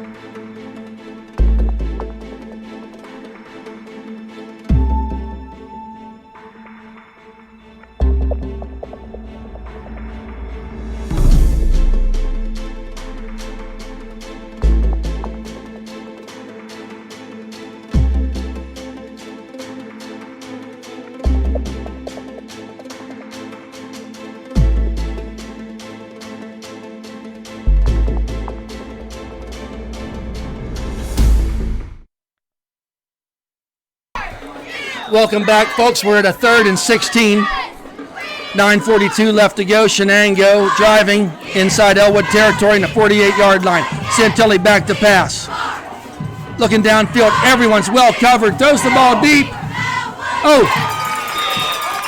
nice play there. Watkins goes up for the ball. Good coverage there by Donovan Chambers. Really, the ball was in Watkins' hands, but when he went to pull it down, aggressive play there by Donovan, knocking that ball back to the ground. So, 4th and 16. 9:34 left to go.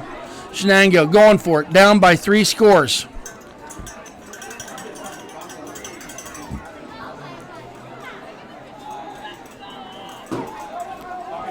Santilli in a shotgun.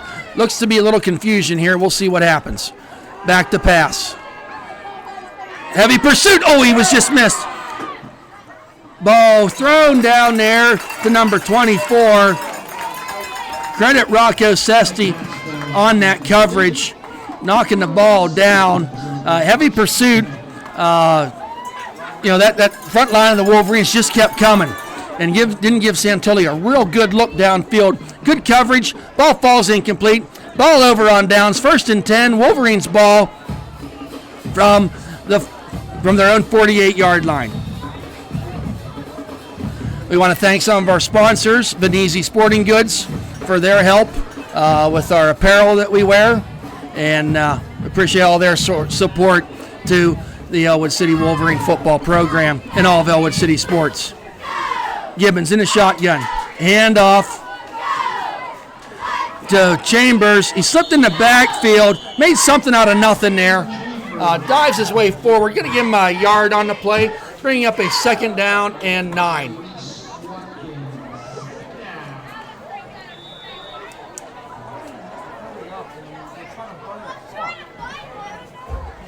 So Wolverines go no huddle.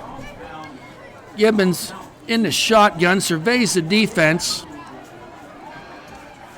It's the ball, hands off he rolls out to his right. Settled in there was Petrelli, dumped it down to him, finds a man miss, down to the 30, the 25, down to the 20-yard line. Got a flag on the play. So it's going to be 1st down. It's going to be a block in the back. I'm afraid we might have It's going to come back a little bit. legal block in the back. Give Gibbons credit there. He was at the 48-yard line. Passed in there to a seam for Petrelli. Had a couple receivers over on that side as he was rolling out to his left.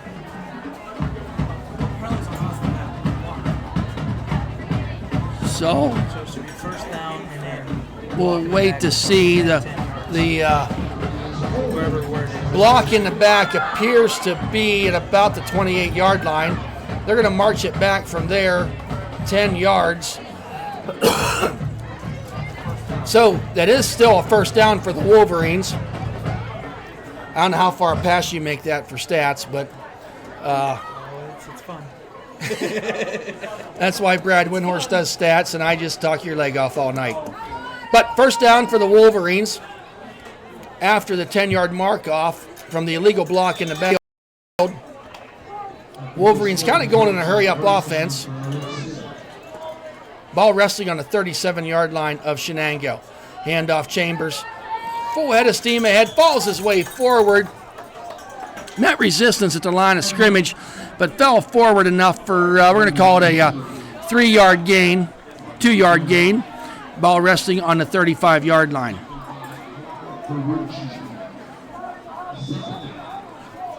Don't forget to check out EC Wolverines all week. You get all your WPIAL news and comments. Brad Windhorst does all he can to keep us updated on what's going on in the Tri-County area as well as all Western Pennsylvania sports. Gibbons under center. Petrelli behind him.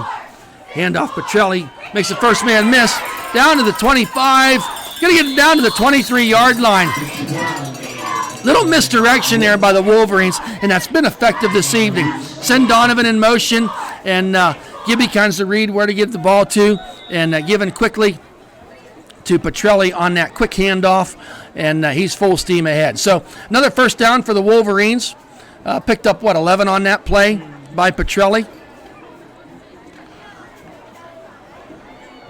Ball now on the 23-yard line.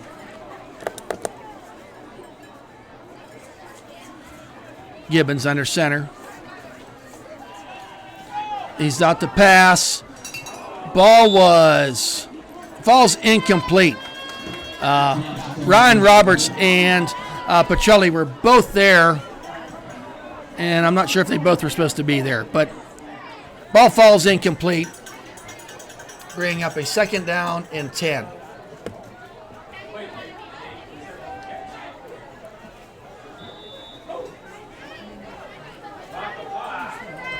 Almost seems tonight like when Gibbons is a little more effective rolling out to the left, which you wouldn't think so on a right-handed quarterback, but that's where some of them plays have been most effective this evening.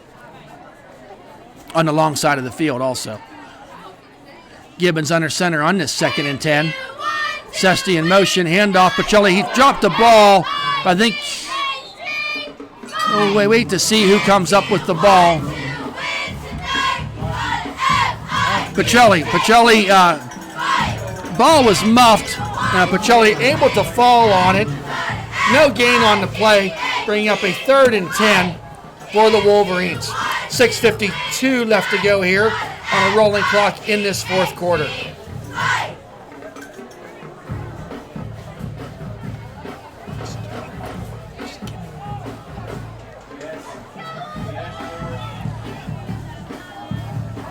So Gibbons in the shotgun. 2 wideouts to the right, 1 to the left. Quick handoff there to Donovan Chambers. Does a spin move, tiptoes his way down. He's got enough for the 1st down into the end zone for the touchdown. Donovan Chambers on the 23-yard run. Hard running there, spin move in the middle of that.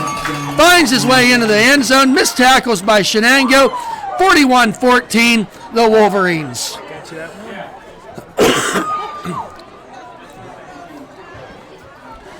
Interesting play call there on a 3rd and 10. They had the wide receivers all spread out. I was really expecting Donovan to come out of the backfield as a possible receiver. But he got the ball, scampered that 23 yards. That'll well put him over the 100-yard mark. That's the 3rd, 4th time this season we've seen Donovan go over 100 yards. Kick is down. That kick is up. Good. And good. So with 6:25 left to go here in the 4th quarter, the Ellwood City Wolverines 42, the Shenango Wildcats 14. We'll be right back.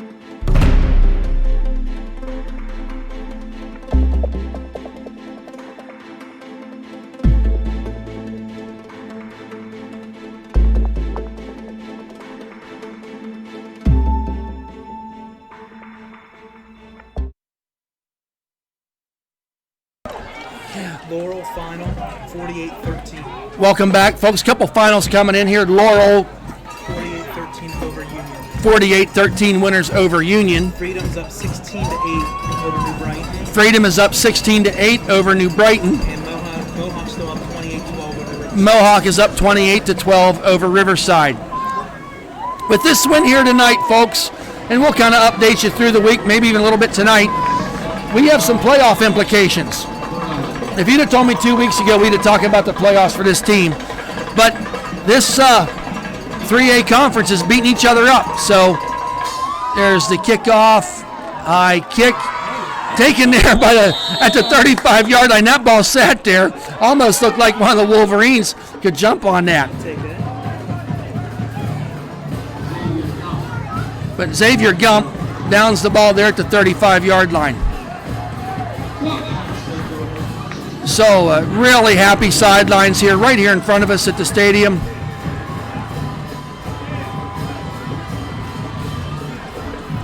So it's nice to see with 6 minutes to go. Your offensive coordinator walks down, can be with the players out of the booth. A little time to feel good about this game. Do the Wolverines. Some subs here. Yeah, we'll try to keep you updated on some subs coming in. I think it's still 3. Santilli in a shotgun. Quick pass out there. Oh, tip drill. Gump. Ball hit him in the hands, and I think it hit his shoulder pads and bounced over there. And Ryan Roberts gave a diving effort. Wasn't able to get it done. Go down there and dance in the middle of that circle. I'll give you $50. All right, we're just taking in some of the festivities around the stadium. 3 wide outs, 2 wide outs to the right. One to the left, Santilli on his 2nd and 10 back to pass. Curl route, East under pressure, taken down by number 23. Tyler Powell in there on the sack. Great pursuit. Great play for that young man. Big time loss on the play. Loss of 7 on that sack.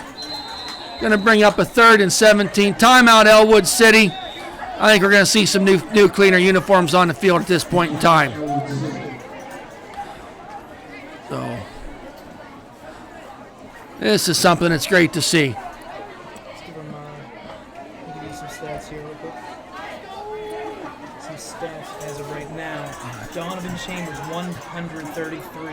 On the night so far, Donovan Chambers has 133 yards rushing. 1 touchdown. 1 touchdown. Petrelli, 103. Petrelli, 100-yard mark. 103 yards for Ricky tonight. 3 touchdowns. Circle that interception for 2 interceptions for Petrelli, too. Ryan Gibbons, 104 yards passing. 104 yards by Gibbons passing. A nice round of applause for our starting players as they come off the field tonight. Their quarterback, Ken Colby, 141 yards. 141 yards for Capoli. Is that up? Yeah. And I've been. Receiver down as 110 yards. And 110 of those yards were caught by Doubt. So brings up a 3rd and 20. Gonna 5:52. Ellwood has 243 yards alone rushing. Ellwood City on the evening has 243 yards alone rushing. Add on to that, Gibby's 130 yards passing. We have over 350 yards of total offense tonight. So, handoff there. Tyler Powell does it again. Fumble on the ground. They called him down. Tyler Powell Yep, I believe so. in there again. Man on a mission. Gets the nod and some playing time and making the coaches take note of it. We got Kelton Daccio out there. Other Gatto's out there. Cade Myers is out there. So that brings up a 4th and 30. That's Ashton Wilson back there to receive, is it not? Number 14? Number 14, yeah, Wilson. Wilson back to receive this punt. Be punting from the, right there inside the 3-yard line. And here's the punt. Wobbly kick. Rolls out of bounds right there at the 46-yard line. So a 19-yard punt. I'm sorry. No, we're more than that. The ball on marker was off. It's a 39-yard. 39-yard punt. I beg your pardon. If Miss Douglas is home listening, she just couldn't believe that one of her math students did math that bad. I was talking to Charlie Clausen. His daughter's a cheerleader out there in the field. Says his father-in-law listens to every game. So didn't catch his first name, but Charlie's father-in-law, shout out to you. Thanks for listening.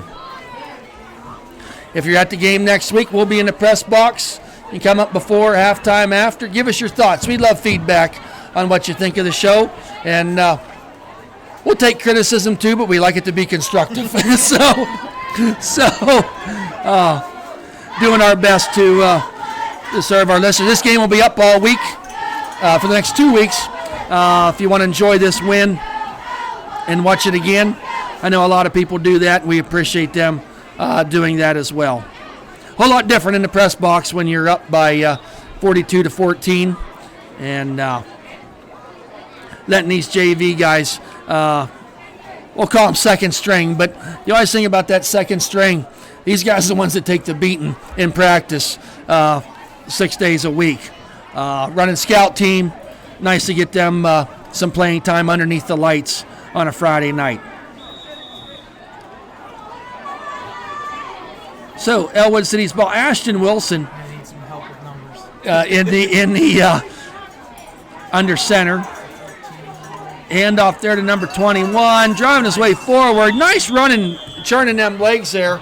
Number 21, Brady Welsh. No, 23, I'm sorry, Tyler Powell. Pick up a 5 on the play.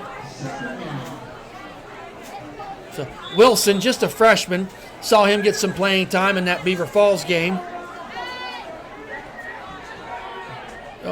Coaches seem real high on him as a young player. Played real well in JV. A little movement there, got him caught. Play was blown dead with 4:13.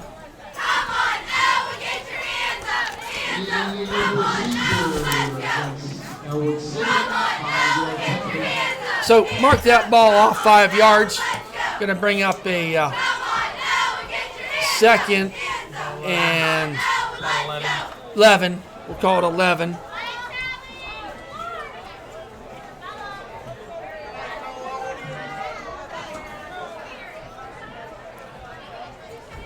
Oh, hit in the backfield quickly was Tyler Powell. That was number 62 on that tackle. Met quickly. We're going to have all the out-of-town scores here as we get them coming in here for our post-game show. Who are they playing?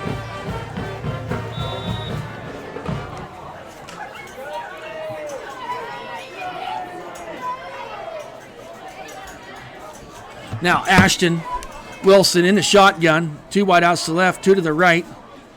Back to pass. Under some heavy pressure. Throws the ball just a little bit high. Out there was trying to get to Zach Gatto into some coverage there was the play. Ball falls incomplete. That's going to bring up a 4th and 13.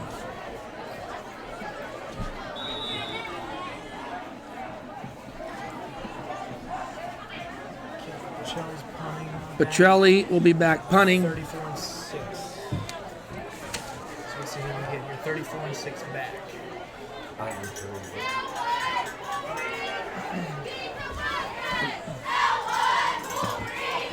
Fourth and 13.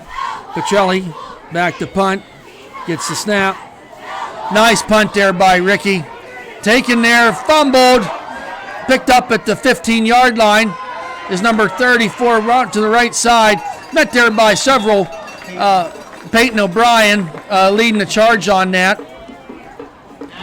So that was about a 40-yard punt, wasn't it? Yep. For Petrelli. Petrelli's not had to punt much tonight, but he's averaging about 40 yards on a couple punts that he's had. So 3:13 left to go here, Shenango. And who's that big kid out there for Shenango? There was a 360-some-pound dude. That's a big boy. Oh my, it's got to be 6'4", 6'2". So, Wolverine defense. Zantilli on the handoff is number 6. Moving there quickly, taken down nicely by number 14, Ashton Wilson, coming up from that safety position. Some more subs coming in here for the Wolverines. Anthony Baird coming in, be on that line. Kelton Daccio coming off. Number 27, Anthony Spatafor, freshman, was out there. Got Braden Hendrickson out there. Got to give these guys a shout out. We're going to need to go a lot more here shortly. Yep. And that's what they should be doing. Let these guys get out there, get that uniform dirty. Santilli, little in the backfield. Being chased is number 6.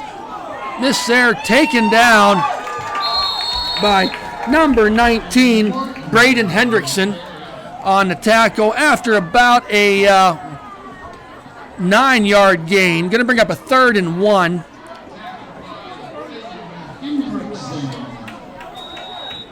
For Shenango. A lot of hard hitting here tonight. Couple good, hard hits.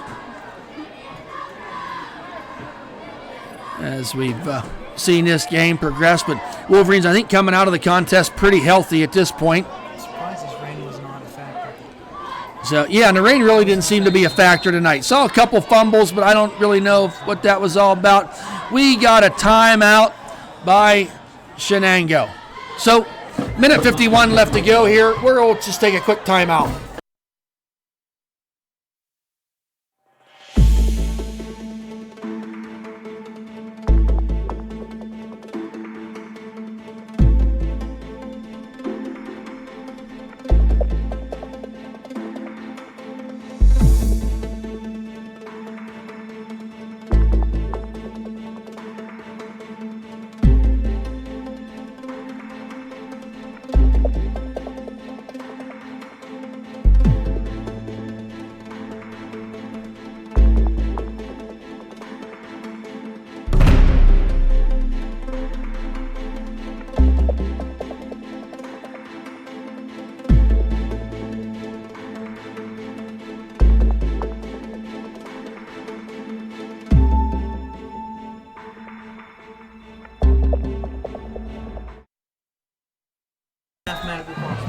Welcome back, folks.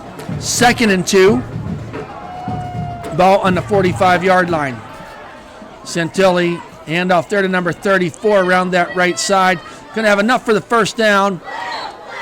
Taken down there by number 19, Braden Hendrickson.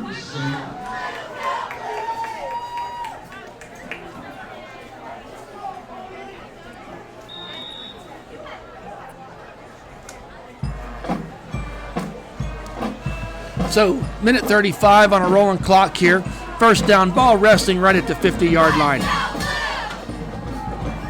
Santilli in the shotgun, 2 wide outs to the right, 2 to the left. Handoff there. Got some running room, he does.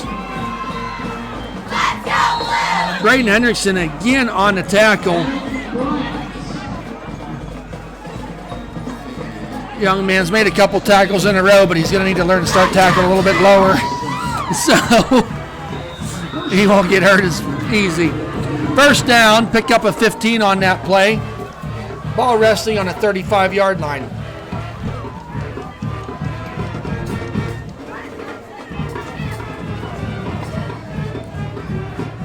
Santilli back to pass. Being chased there, brought down for the sack by number 70. Damian McCandless, 5'10", 220-pound freshman, got in that backfield, disrupted, did not give up over the speedy Santilli and brought him down. That's for about a 8-yard loss. So 35 seconds left to go. I think Shenango's just ready to go home.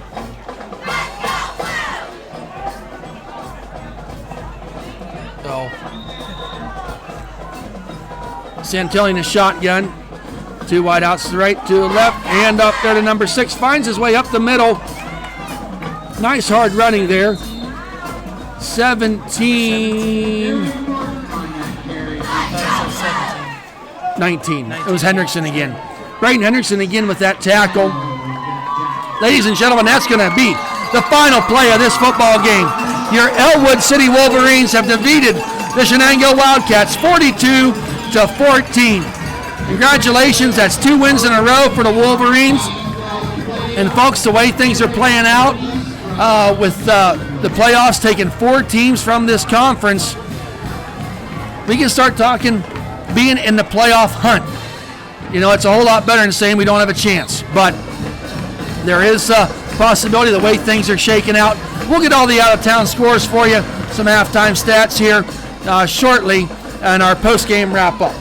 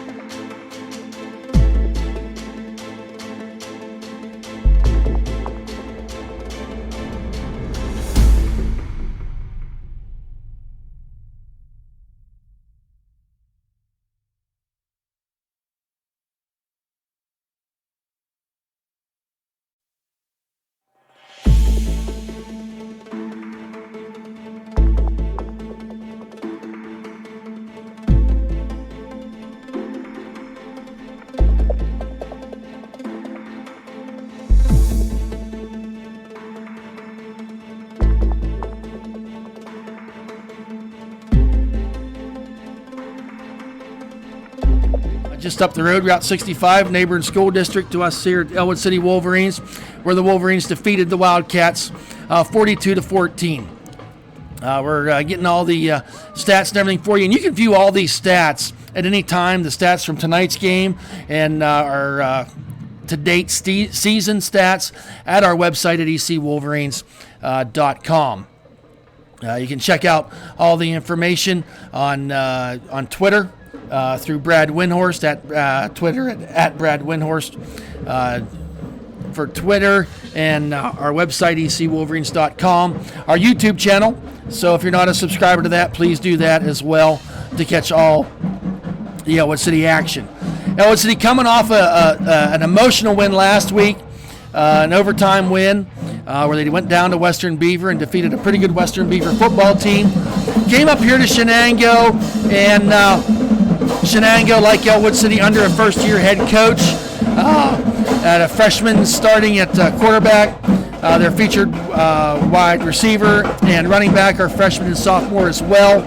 But Ellwood City handled things very, very well tonight, getting the splash plays, the points off of turnovers, solid ground game to help control the clock. We got some stats here for you to view on the screen, folks. Total yards tonight, Ellwood City winning that, 349 to 251.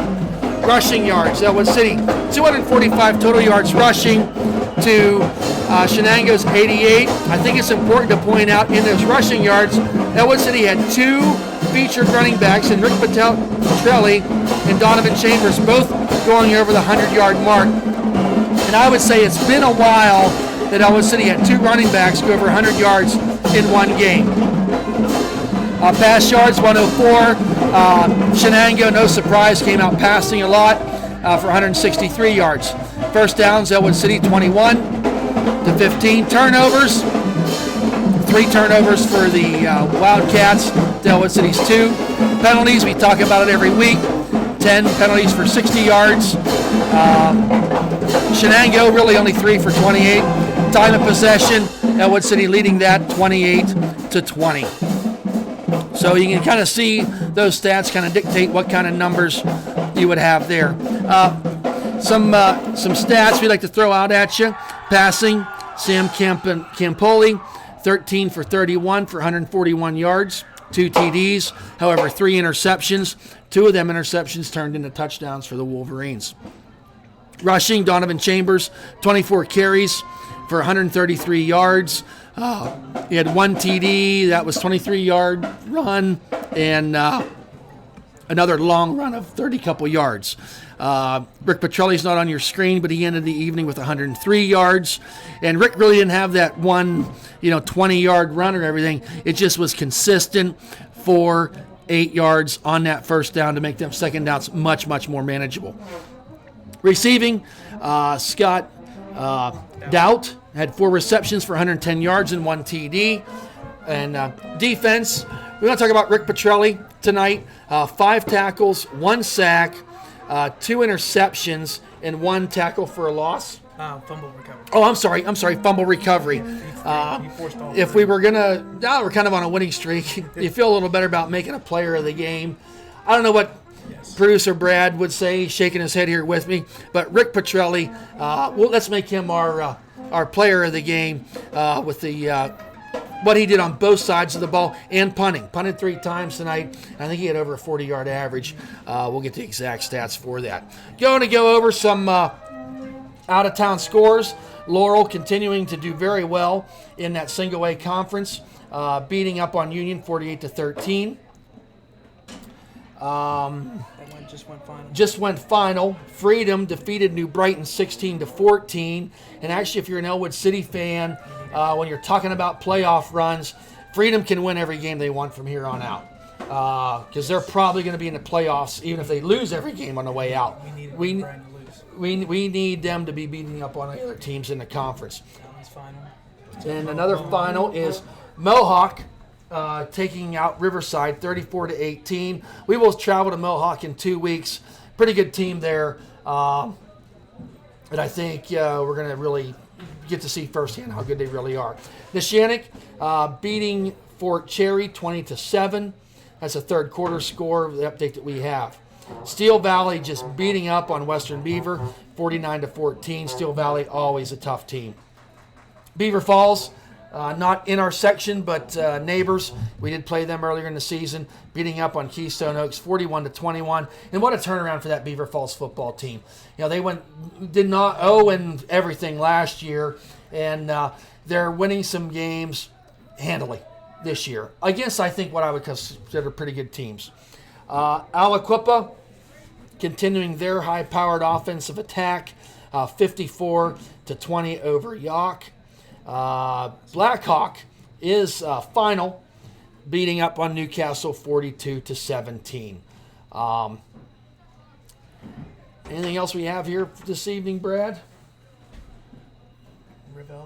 Rivell Cup, yes, exactly. Well said. Next week, 7 o'clock, we'll be on the air shortly before 7. Come on out to the game. We don't know what the weather's going to be. We can't predict it that far ahead. If it's anything like the past, it'll probably be raining, but let's hope not.